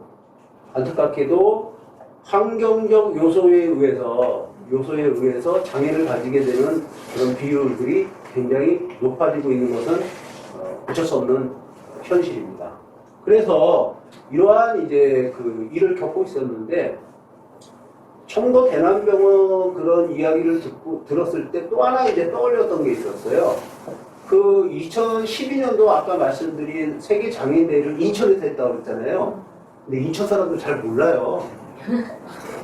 수천 명의 장애인이 왔는데도 몰라요. 워낙 그 외진 데서 해서 그러나요? 근데 아무튼 그런 의미 있는 세계 유엔에서 만든 그런 의미 있는 선언도 채택을 하고 했는데 잘 모르는 건 좀 유감입니다만은 그 전해에 제가 이제 아시아 태평양 장애 포럼으로 해가지고 일본의 아주 유명한 장애 운동 그룹이 있어요. 전 일본 장애인 차별과 싸우는 공동연합이라고 좀 긴데요. 그걸 줄여서 이제 공동연이라고도 합니다. 교토連이라고 하는데 그 주 본부가 있는 데가 나고야예요. 나고야는 일본의 동북부 지방입니다. 동북부를 이제 그 일본 사람들은 도호쿠라고 얘기하는데 도호쿠 지방에 있는데 거기에 이제 우리가 이제 이렇게 우리가 세미나 가고 그러면 견학 많이 가잖아요. 그래서 거기에 있는 장애인들이 하고 있는 자립 공동체 같은 데를 이제 많이 가서 이제 봤죠. 근데 바로 그때 도호쿠 대지진이 일어나고 쓰나미가 왔을 때 우리가 방문했던 그 집과 그 공동체에 있는 사람들이 어떤 대책도 세우지 못하고 그냥 속수무책으로 돌아가셨던 거예요. 그나마 이제 비장애인들은 온다, 뭐 사이렌이 울리니까 막 도망도 가고 높은 데를 가고 그랬겠죠. 그러나 장애인들은 그냥 어쩔 수 없이 그냥 죽음을 맞이한 거예요. 그 속에서 충격을 받았어요. 그 당시 그 대회에 참가했던 사람들이나. 그래서 이건 안 되겠다. 그래서 마침 그 다음 해에 인천 송도에서 세계 장애인 대회를 했고 또 묘하게도 지금 국제 녹색 기금인가요? 거기가 이제 그 사무국이 우리 그 유엔 기구가 이제 우리나라 최초로 우리 송도에 지금 유치되어 있잖아요. 여러 가지가 이제 시너지 효과가 나서 그때 그러면 그 인천 선언을 채택하기 전에는 비아코 선언이었어요. 일본의 비아코에서 모여가지고 일본에서 아마 제일 큰 호수인 것 같아요, 우리가. 그래서 그 호수 이름을 따서 비아코 선언이라고 했고 그 전에는 베이징에서 모였어요. 1990년대겠죠. 그래가지고 베이징 선언, 비아코 선언 그리고 인천 선언 이렇게 이루어지는데 바로 인천 선언에서 세 가지가 들어가는 겁니다. 의미 있는 거. 여성 장애인에 대한 문제. 그리고 두 번째가 바로 재난 속에서의 장애인에 대한 대책을 각 국가는 세워라. 이렇게 되는 거죠. 그리고 뭐 세 번째는 성년 의견 이제 우리나라에만 좀 해당되는 거라고 이제 생각을 하고 그 재난 상황 속에서의 또는 기후 위기 속에서의 뭐 이런 속에서의 장애인에 대한 대책을 각 국가는 세워라 했잖아요. 그리고 그때 예를 든 게 아까 말씀드린 대로 청도 대남병원이었단 말이에요. 지금까지 뭐 했느냐. 참 참담한 생각이 드는 거죠. 그러면서 아까 이제 그 발제 선생님께서는 김작 소장님께서는 잘 그거는 70%가 돌아가셨어요. 감염자에. 이건 뭐 야만적인 현상이에요. 그래서 그 중에 또 상당수는 장기간 강제 입원된 거고 본인의 의사와는 상관없이. 그래서 여기에 대한 거는 아까도 말씀드렸다시피 반드시 그 원인 규명을 해야 되고 그러면 여기 혼자냐 송도 대남병원 하나냐 아닙니다. 전국에 인천에도 있어요. 인천에는 19개의 대형 장애인 생활시설이 있습니다. 예, 약 한 1000명 정도가 있어요. 1000명 정도가 있는데 우리나라 사회복지사업법 너무너무 잘못되어 있어요. 그 학교 그 사학재단도 그렇지만 뭐 좀 거칠게 얘기하자면 이런 겁니다. 어디 하나도 다르지 않아요. 아빠 이사장, 엄마 원장, 아들 사무국장. 그래서 전 세계에서 사회복지 법인의 세습을 인정해주는 유일한 나라란 말이에요. 이런 구조 속에서는 제2, 제3, 제4의 청도 대남병원 사태는 그거는 어떻게 막을 수가 없다는 거죠. 이런 상황 속에서. 그래서 기후 문제 또는 재난 상황 속에서 장애인 문제를 생각하기 이전에 벌써 이제 그런 근본적인 문제를 해결하기 위해서 이런 사회복지사업법이나 장애인복지법을 개정을 해서 조금 더 이제 좀 뭐라 그러죠? 현실적으로 접근을 해야 되는 거고 아까 이제 그 발제자께서 이제 장애인 활동보조라고 얘기했지만 이제 법 개정이 돼서 활동 지원사라고 합니다. 영어로는 파스라고 하죠. 퍼스널 어시스턴스 서비스라고 하는데 그 활동 지원사 제도가 바로 또 대구에서 이번에 아주 극명하게 또 문제점이 생깁니다. 자, 활동 지원사도 감염이 됐고 장애인도 감염이 됐고 그리고 그 센터 장애인들이 이제 자립생활 센터라고 해요. 그 중에 한 명이 이용자 중에 한 명, 장애인 이용자든 활동 지원사 선생님들 한 명이 감염이 됐어요. 전체가 다 격리된 거예요. 근데 장애인이 활동 지원 서비스를 이용해야 되는데 못하는 겁니다. 자기 혼자 조리도 못하는데 생쌀을 갖다 줬어요. 그 생쌀 먹고 며칠 그 보름을 견디는 사람도 있습니다. 그래서 이 문제에 대해서는 반드시 이 이후에 문제 대안을 모색하는 그런 것들이 대사회적으로 이제 모색이 돼야 되고요. 아직도 안타깝게도 재난 상황 속에서 특히나 환경위기 속에서의 장애인에 대한 문제는 대책이 없는 게 사실입니다. 그래서 아까 제가 모두에 말씀드렸다시피 가장 된 게 배제시킨다. 그거 취업에서의 배제, 그건 남녀, 누구에게나 다 있잖아요. 사회적 약속에. 취업에서의 배제, 어디에서 배제 이런 건 있는데, 아예 그냥 분리시켜 놓는 거예요. 그게 지금 아직까지도 2020년 현재 장애인들에 대한 모습이고요. 다른 문제도 그닥 다르지 않다고 봐요, 저는. 어르신들 문제도 그래요. 우리도 언젠가는 생애 끝자락에서는 요양 서비스를 받아야 되겠죠. 근데 지금 이런 끔찍한 그런 어떤 제도, 후진적인 상황에서 요양 서비스를 받게 된다면요. 정말 청도 대남병원 같은 그런 병원이잖아요. 요양병원이고 전체적으로. 그래서 이건 남의 문제가 아니다. 나 자신의 문제이고 우리들의 문제라고 생각해서 그 상황을 심각하게 이해해야 되는 거고요.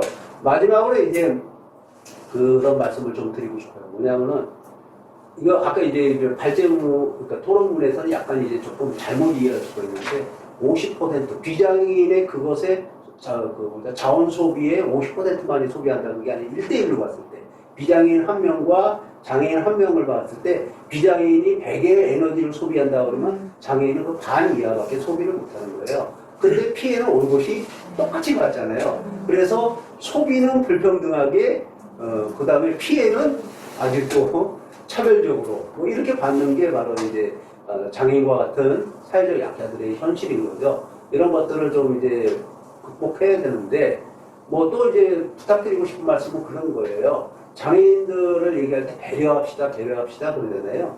배려가 아니라 고려입니다. 배려는 굉장히 시혜적이고 동정적인 언어이거든요. 그래서 배려가 아니라 고려를 하자는 거죠. 비장애인도 장애인을 고려하고 장애인도 비장애인들을 고려하는 그런 이제 따뜻한 사회가 되어야 될 것 같고, 복지라는 말도 이제는 없어져야 됩니다. 복지는 영국의 귀족부인들이 200년 전에 남는 시간 남는 음식을 나누던 것이 복지, 웰페어의 시초예요. 그래서 이제 복지라는 말을 쓰지 말고 사회 정책이라는 말을 써야 됩니다. 그래서 청소년이라는 말이 없어져야 되듯이 세대 구분을 하는 그런 용어들도 없어져야 되다시피 그런 어떤 웰페어라는 구시대적인 그런 용어들, 정책적인 용어들 이런 것들도 좀 사라져야 되고요. 그런 속에서 차근차근 저는 믿어요. 뭐냐면은 아까 이제 우리 발제 선생님께서 말씀하셨지만 이제 생존이라고 했잖아요. 생존이 또 넘어가면 공존의 문제가 분명히 오거든요. 우리는 공존의 지혜를 반드시 찾을 거라고 봅니다. 미래가 암울한 건 사실입니다. 그래서 스티븐 호킹은 인류에게 남은 시간이 이제 200년이라고 했잖아요. 재작년에 돌아가셨지만 어쨌든 참 암울한 미래가 우리를 기다리고 있지만 저는 공존의 지혜가 또 발휘될 거라고 또 믿습니다. 그래서 우리 서로가 서로를 고려하는 그런 공존의 지혜를 찾는 그런 사회가 됐으면 좋겠습니다. 고맙습니다.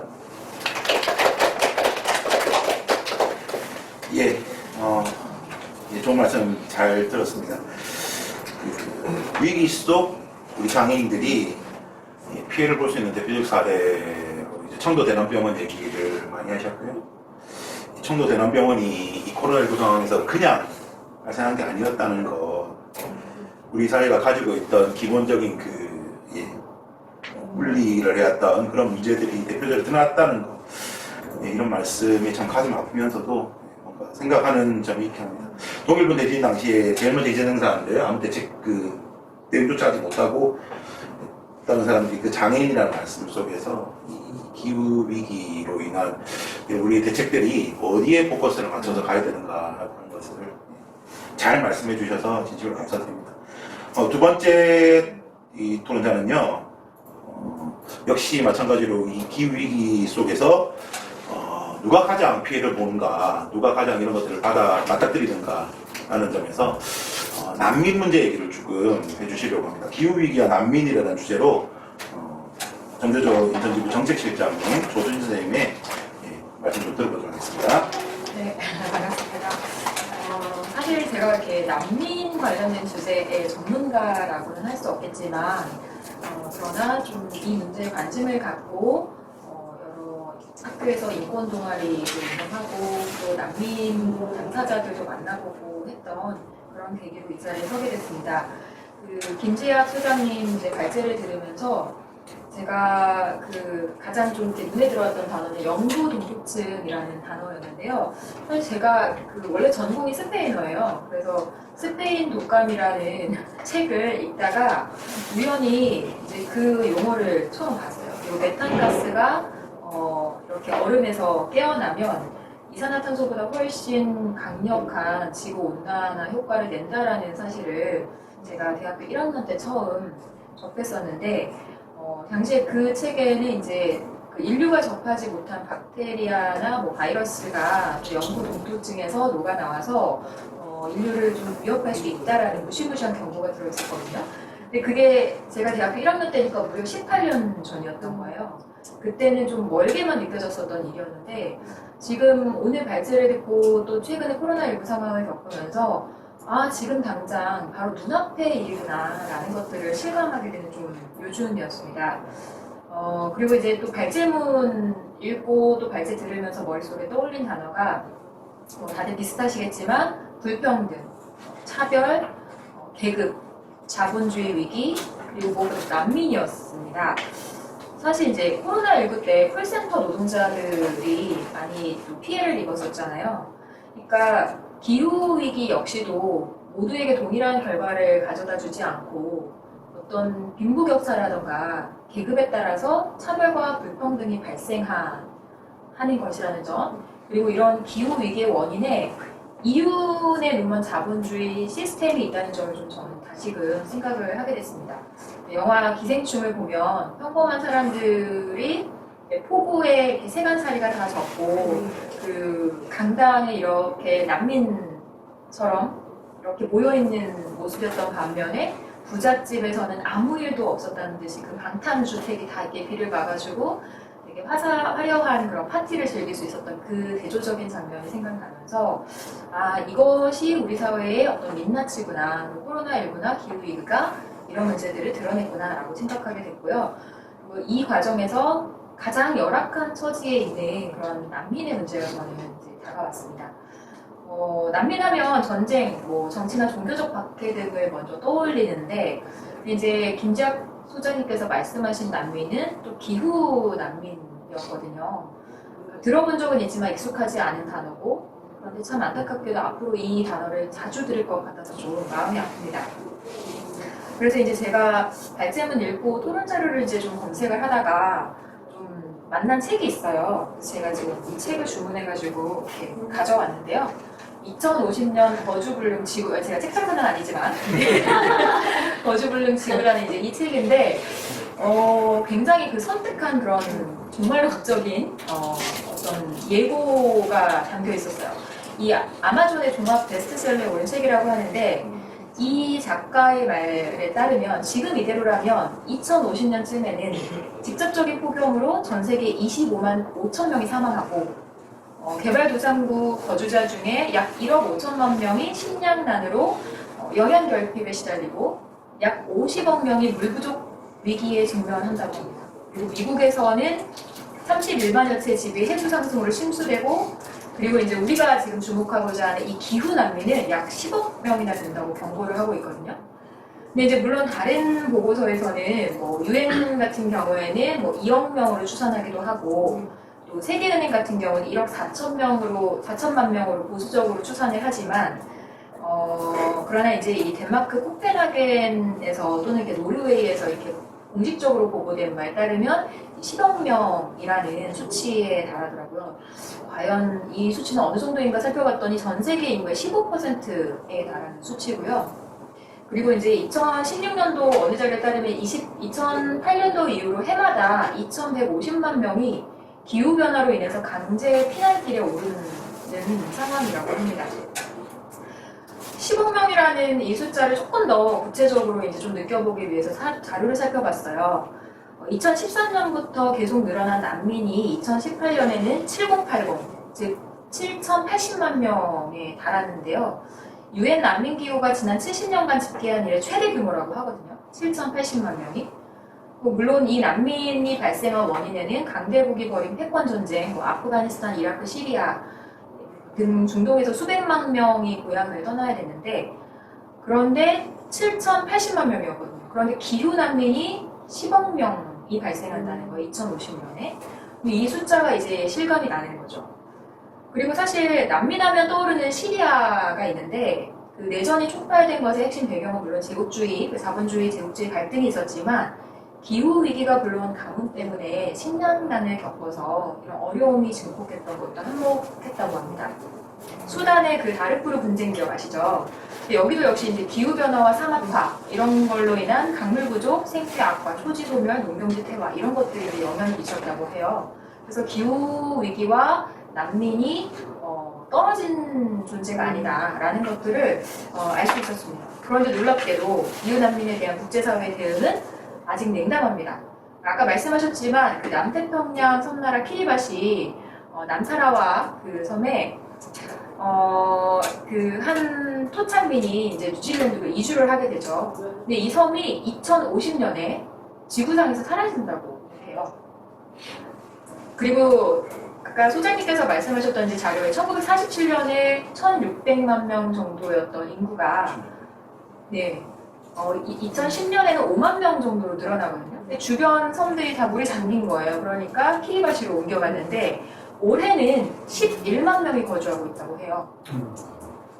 놀랍죠? 10년 만에 2배로 또 늘어난 거예요. 그러니까 굉장히 심각한 상황인 건데, 어쨌든 이런 상황에서 아까 말씀드렸던 이완의 테이티 오타 씨가 뉴질랜드로 피난을 가게 되죠. 2013년에 뉴질랜드 대법원에서 기후 난민 그 지위를 신청했는데 거부당했습니다. 그런데 그 거부당한 이유가 굉장히 좀 흥미로웠는데요. 그 당시 뉴질랜드 재판부가 뭐라고 했냐면, 집단적인 위험이 아니라 어느 한 개인의 위험만 고려할 수 없다는 원칙에 따라서 거부를 했어요. 그리고 법학자 빌 후치라는 교수는 뭐라고 이야기하냐면, 기후변화는 키리바시 국민 모두가 처한 위협이기 때문에 이 남성만 특별 대우를 할 수 없다고 지적을 합니다. 아이러니하게도 뉴질랜드는 기후변화 대처를 그 환경정책의 최우선 과제로 삼고 있는 나라라고 합니다. 근데 이런 나라에서도 기후난민이 인정받지 못하고 있는 거죠. 그러다가 이제 이분이 2016년에 그 유엔에 진정을 했어요. 그리고 올해 초 2020년 1월에 유엔이 그 강제 송환을 못하게 하는 이유로 이제 기후 난민을 인정을 했지만, 아까 말씀드렸듯이 그 이 당사자이신 이완의 테이티오타 씨는 인정을 받지 못했던 거죠. 임박한 위험이 아니라는 거예요. 다만 앞으로 발생할 기후 난민에 대한 강제 송환에 대해서는 고려를 해봐라 라는 그런 메시지를 던졌다는 것입니다. 그런데 이제 놀랍게도 기후 난민이 도래할 가능성은 아주 높죠.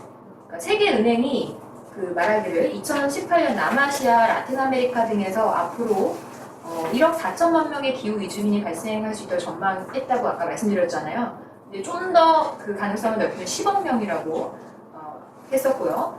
그리고 국제환경단체 환경정의재단 역시 향후 10년 내에 기후 이주민 수를 수천만 명을 예측하고 있습니다. 그러니까 어떤 자료, 이렇게 보수적인 자료를 보더라도 늘어난다는 거죠. 그러나 그것에 대한 대책은 한국을 비롯해서 국제사회가 아직 부족하다는 겁니다. 사실 저는 난민하니까 김민혁 군이 떠오르는데요. 이란 출신 난민 청소년이에요. 이슬람교였어요. 기독교를 개종을 합니다.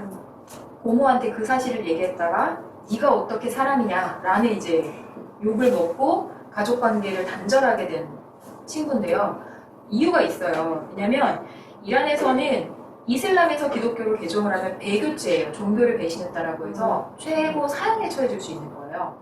이 친구는 이란에 돌아갈 수 없는 상황이 돼서 난민을 신청했습니다. 그런데 한국 정부가 승인을 하지 않아요. 계속 거부하다가 이 사실을 알게 된 그 같은 반 친구들과 또 옆반 담임 선생님, 자신의 국어 선생님이시기도 한 선생님이 이제 도움을 이렇게 주면서 항의 시위도 하고 이제 언론에도 알려지고 하면서 결국에는 인정을 받습니다. 아버지도 기독교로 개종을 하세요. 아버지랑 같이 사는데 아버지는 난민 지위를 인정받지 못했습니다. 똑같은 사유임에도 불구하고요. 과연 그 신앙심이 진짜 있는 거냐 뭐 이런 것들을 이제 난민 심사 과정에서 물었다고 하는데 사실 그 전 세계적으로 난민들은 비난을 당하거나 끔찍한 시설에 갇히거나 아까 이제 장애인분들도 시설 이야기 나왔는데 사실 제가 근무하고 있는 영종도에 난민 시설이 있어요. 그곳의 인권 침해 문제도 심각하죠. 그래서 난민인권센터에서는 그곳에 반대해요. 네. 그리고 난민들은 강제로 출국을 당하기도 합니다. 한국 정부도 마찬가지인데 법무부는 난민의 입국을 막거나 내쫓고 이미 들어온 난민들은 버틸 수 있으면 버텨보라는 식으로 냉정하게 대하고 있고요. 그러니까 사실 난민분들의 삶은 그야말로 아비규환이라고 할 수 있죠. 그 아까 OECD 평균 난민 인정률 24.8% 나왔는데 한국 되게 진짜 운 좋게 심사를 받을 수 있으면 4%입니다. 그런데 1994년부터 2018년까지 누적 난민 신청자가요 48,906건인데 그 중에 난민지위를 인정받은 사람은 고작 936명에 불과합니다. 제가 계산을 해보면 저는 이과가 아니어서 수치는 좀 약한데 0.0019%더라고요. 놀랍게도. 아, 왜 그럴까? 이제 궁금해졌어요. 한국의 난민법이 UN 난민협약의 난민 규정을 따르고 있는데 이 규정이 굉장히 협소합니다. 뭐 인종, 종교, 국적 또는 특정 사회 집단의 구성원 신분 또는 정치적 의견의 이유로 받게 될 것이라는 충분한 근거 있는 공포로 인하여 국적국 밖에 있으면서 국적국의 보호를 받을 수 없거나 또는 공포로 인하여 국적국의 보호를 받는 것을 원하지 아니하는 자로 규정을 하고 있는데요. 전쟁이나 경제적 곤군 이런 것들도 사실 난민의 사유에 해당될 것 같은데 특별히 전쟁 같은 경우도 그럴 텐데 이것도 규정상으로 보면 난민이 아닌 거예요. 놀랍게도. 그러니까 시리아 난민들 인정 잘 못 받죠. 그런데 우리가 이야기하는 기후 난민도 아직 규정이 없습니다. 그래서 기후변화와 지구의 사막과 가뭄, 홍수, 해일 이런 자연현상과 인위적인 생태계 파괴 등 환경적인 요인으로 인해서 고향을 떠나게 되는 새로운 형태의 난민들이 이제 등장하게 되었는데 공식적인 용어로는 환경 난민이라고 정의한다고 해요. 아니면 유엔 환경 계획에서는 그 환경 난민을 전쟁 난민과 구별해서 생태학적 난민이라 표현하고 있기도 한다는데요. 어쨌거나 이런 상태에 놓이게 되시는 분들이 다시 한번 강조하지만 2050년에 10억 명이 이를 것이라는 거죠. 그런데 난민으로 인정하지 않고 있다는 점이 굉장히 안타깝습니다. 2015년에 아까 잠깐 나왔는데 키리바시 대통령이 와서 한국에 자국의 그 국민들을 난민으로 좀 받아달라, 기후 난민이 될 거다라고 했는데 한국 정부는 거절했죠. 사실 한국의 난민법은 가장 그 폐쇄적인 일본의 난민법을 본따서 만들어졌다고 해요. 그래서 난민 신청의 문턱을 높이고 난민을 쉽게 내쫓는 방향으로 난민법을 지금 현재도 개혁하려고 시도하고 있어서 상당히 좀 우려스럽습니다. 인천에는 공항이 있잖아요. 제가 근무하는 영종도에 공항이 있는데 난민들은 공항에서부터 이제 거대한 국경 장벽을 마주하게 되는데 공항에서 난민을 억류하거나 또는 강제 송환이 이루어지고 있습니다. 일상적으로요. 그러니까 내가 난민을 신청하겠소라고 하는데 그래? 너가 난민 신청 대상자인지 아닌지를 먼저 심사를 해보자 라는 그런 것들이 있어요. 그래서 난민 심사 기회 줄지를 말지를 두고 공항에서 이제 사전 심사하는데 2013년부터 2018년까지 난민 심사에 회부된 비율이 절반에도 못 미친다고 해요. 2017년에는 10명 중에 고작 1명만 회부됐다고 합니다. 그러면 나머지는 강제로 송환되거나 억류돼 있다는 뜻입니다. 억류돼 있다는 말은 인천공항에 머물러 있다는 거죠. 그래서 유명한 그 사례가 인천공항에 288일 동안 억류돼 있었던 루렌도 씨 가족의 이야기예요. 그 사례가 아주 비극적으로 보여줬는데요. 그리고 여전히 인천공항에 억류된 난민이 70명 정도 될 것으로 추측이 되고요. 그럼 가까스로 한국에 입국해서 난민 신청을 해도 보통은 끝나지 않는다고 합니다. 임시 체류를 할 수 있는 그런 비자가 나오면 2, 3개월에 한 번씩 갱신을 해야 된대요. 그래서 난민들은 언제 쫓겨날지 모르는 그런 두려움 속에서 살아가고 있고요. 체류 연장은 까다롭고 연장할 때마다 1인당 4만 원에서 6만 원씩 수수료를 떼어간답니다. 버르게 간을 떼어먹는 거죠. 그리고 불안정한 체류 자격 때문에 일자리를 구하기는 하늘의 별따기인 거고요. 그리고 난민 신청자들은 건강보험도 없어요. 다쳐도 병원에 가서 치료를 못 받습니다. 그 김민혁 군의 아버님도 지금 몸이 불편하신데 치료를 제대로 못 받고 계신 상황이에요. 비인간적인 거주 환경에서 위험하고 불법적인 저임금 노동에 내몰려서 가장 열악한 일자리에서 일하는 경우가 대부분입니다. 그런데 일각에서는 난민들을 받으면 일자리를 위협받는다라고 하는 말도 안 되는 그런 논리들로 우리를 이렇게 분리시키려고 하는데요. 어쨌든 굉장히 심각한 상태라는 것들에 대해서 좀 인식을 하면서 앞으로 기후난민이 늘어난다고 하는데 과연 한국 사회는 그리고 또 국제사회는 난민들의 생명권, 생존권 그리고 건강권을 존중할 준비가 되어 있을까 이런 물음이 들었고요.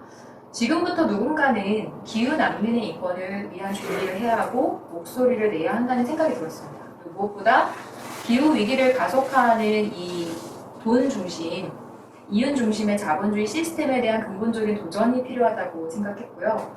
그런 점에서 그레타 툰베리와 같은 청소년들의 용기 있는 행동, 그리고 기후위기 비상행동과 같은 운동, 그리고 무엇보다 이 사회의 이윤을 생산하는 그런 노동자들이 기후위기에도 관심을 갖고 함께 행동한다면 분명 우리의 결말이 다를 것이라는 그런 생각을 했고요. 그런 좀 희망을 좀 이야기하고 싶은 마음에서 제가 마지막으로 책상사는 아닌데 자꾸 생각이 나게 돼서 기후변화와 자본주의라는 이 책인데요. 근데 이 책 역시도 이 자본주의 시스템, 이 시장이 지구를 구할 수 있을까 없다라고 하는 메시지를 던지는 책인데 함께 읽어보면서 기후위기와 기후난민 그리고 이 자본주의 시스템에 대해서 한번 좀 고민을 해봤으면 하는 생각이 들었습니다. 네, 고맙습니다. 자본주의의 이 탐욕이나 이런 것들이 결국 또 기후위기, 기후변화들을 불러일으키고 기후위기, 기후변화로 인해서 또 겪게 되는 여러 가지 뭐 가뭄, 홍수, 재난, 식량난 그리고 이런 것들은 또한 전쟁으로 이어지고 분쟁으로 이어지면서 난민들을 발생시키고 또 이런 악순환의 고리 속에서 결국 우리 난민들이 가장 약한 고리에 있는 난민들이 겪게 되는 이 온몸으로 받게 되는 그런 피해들에 대해서 잘 말씀해 주신 것 같고요. 잘 들었습니다. 이제 마지막 순서인데요. 아까 소개해드렸던 그 인천의 그레타 툰베리 일 거로 확신합니다. 우리 그 신명여고 환경동아리 그린라이트 소속 학생이고요. 윤지유 학생이 기후위기의 심각성을 이제 말이 아닌 행동으로 실천해야 될 때다라고 하는 주제로 얘기를 해주시겠습니다. 네, 저는 오늘 기후와 환경을 요즘 사회적 이슈로 크게 떠오른 코로나19 바이러스와 엮어서 말씀드리려고 합니다. 코로나19로 인해 저희는 대부분 마스크 착용이 필수가 되었고 지금 여러분께서도 마스크 착용을 하고 계십니다. 그 또한 사회적 거리두기와 선별 진료소 등 우리의 생활은 많이 변화됐습니다. 이러한 코로나 바이러스는 기후 및 환경의 위기의 문제를 볼 수 있습니다. 코로나 확산의 근본적인 원인이 인간이 무분별하게 파괴한 환경, 즉 이번에 중국에서 멸종위기 종이며 코로나 바이러스의 중간 숙주인 천상갑을 자연강장에 줬다며 근거 없는 이유만으로 무분별하게 포획하고 잡아먹음으로써 천상갑이 더욱 자연에서 사라질 위험에 처하게 되었으며 이렇게 감염된 사람이 또 다른 사람으로 전파되어 아직까지 확산이 끊이지 않고 나아가 사망까지 이르게 하고 있습니다. 여러분, 코로나19 덕분에 중국을 포함한 많은 공장들이 시설이 가동하지 않게 되어 미세먼지가 감소해 대기 환경이 좋아졌다는 사실 알고 계셨죠? 하지만 그것은 한시적일 뿐이라고 생각합니다. 이 바이러스 사태가 종식된다면 침체된 경제를 살리기 위해 보다 많이 공장을 돌리고 더 많은 제품을 생산하면서 오히려 환경오염과 탄소 배출이 전보다 더 증가하게 될 가능성이 높습니다. 더 심각한 문제는 현 상황으로 인하여 대부분 카페에서 다회용 컵 제공을 중지하고 일회용 컵에 음료를 제공하고 있고 매일 사용하는 일회용 마스크와 감염을 막기 위해 사용하는 각종 일회용품들 그리고 사회적 거리두기로 온라인 쇼핑을 하면서 매일같이 문 앞에 쌓이는 택배 박스와 포장재, 뽁뽁이, 배달 음식의 일회용 용기 등 일회용품 규제가 풀리면서 쓰레기 배출량이 급증하고 있습니다. 이렇게 배출한 쓰레기라는 일방이들은 쌓이고 쌓여서 나중에는 환경 파괴라는 눈사태로 이어지게 될 것입니다.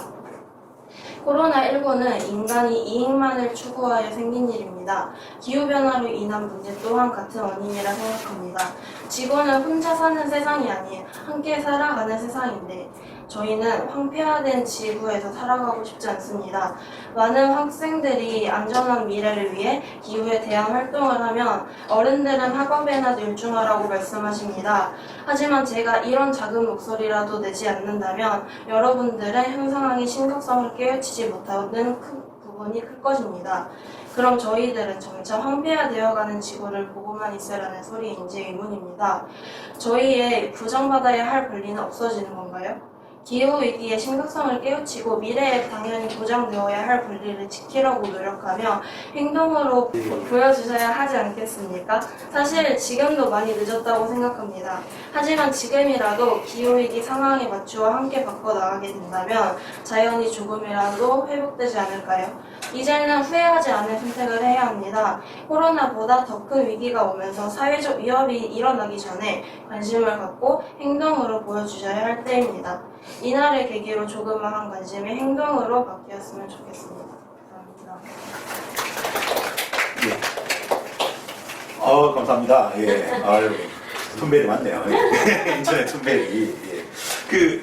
잠시 광고입니다만은 인천 기후위기에 관련된 청소년 연설대회가 있다고 합니다. 예.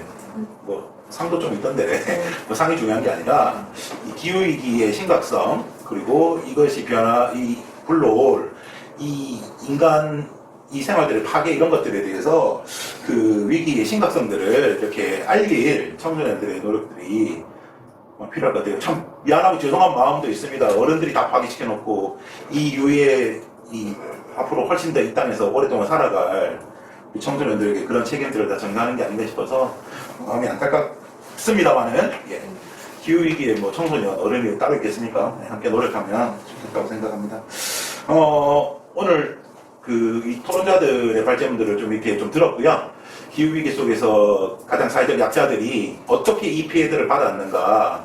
그래서 우리는 기후위기를 단순한 그냥 날씨의 변화, 환경의 변화 이런 차원의 문제가 아니라 인권의 침해, 그리고 새로운 인권의 규정 이런 것들과 연관시켜서 고민해야 된다는 것을 오늘 이렇게 토론에서 조금 함께 얘기를 해보았습니다. 토론 마치기 전에 혹시 질의 있으시면 많이는 말고요. 많이 받으면 안 되겠네요.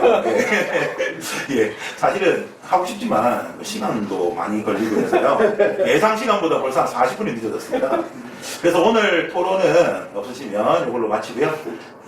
앞으로 계속 지속될 이 기후위기 비상행동에서 서로 함께 만나서 함께 실천의 그런 과제들을 나누어 갔으면 좋겠습니다. 오늘 토론 이걸로 마치겠습니다. 고맙습니다.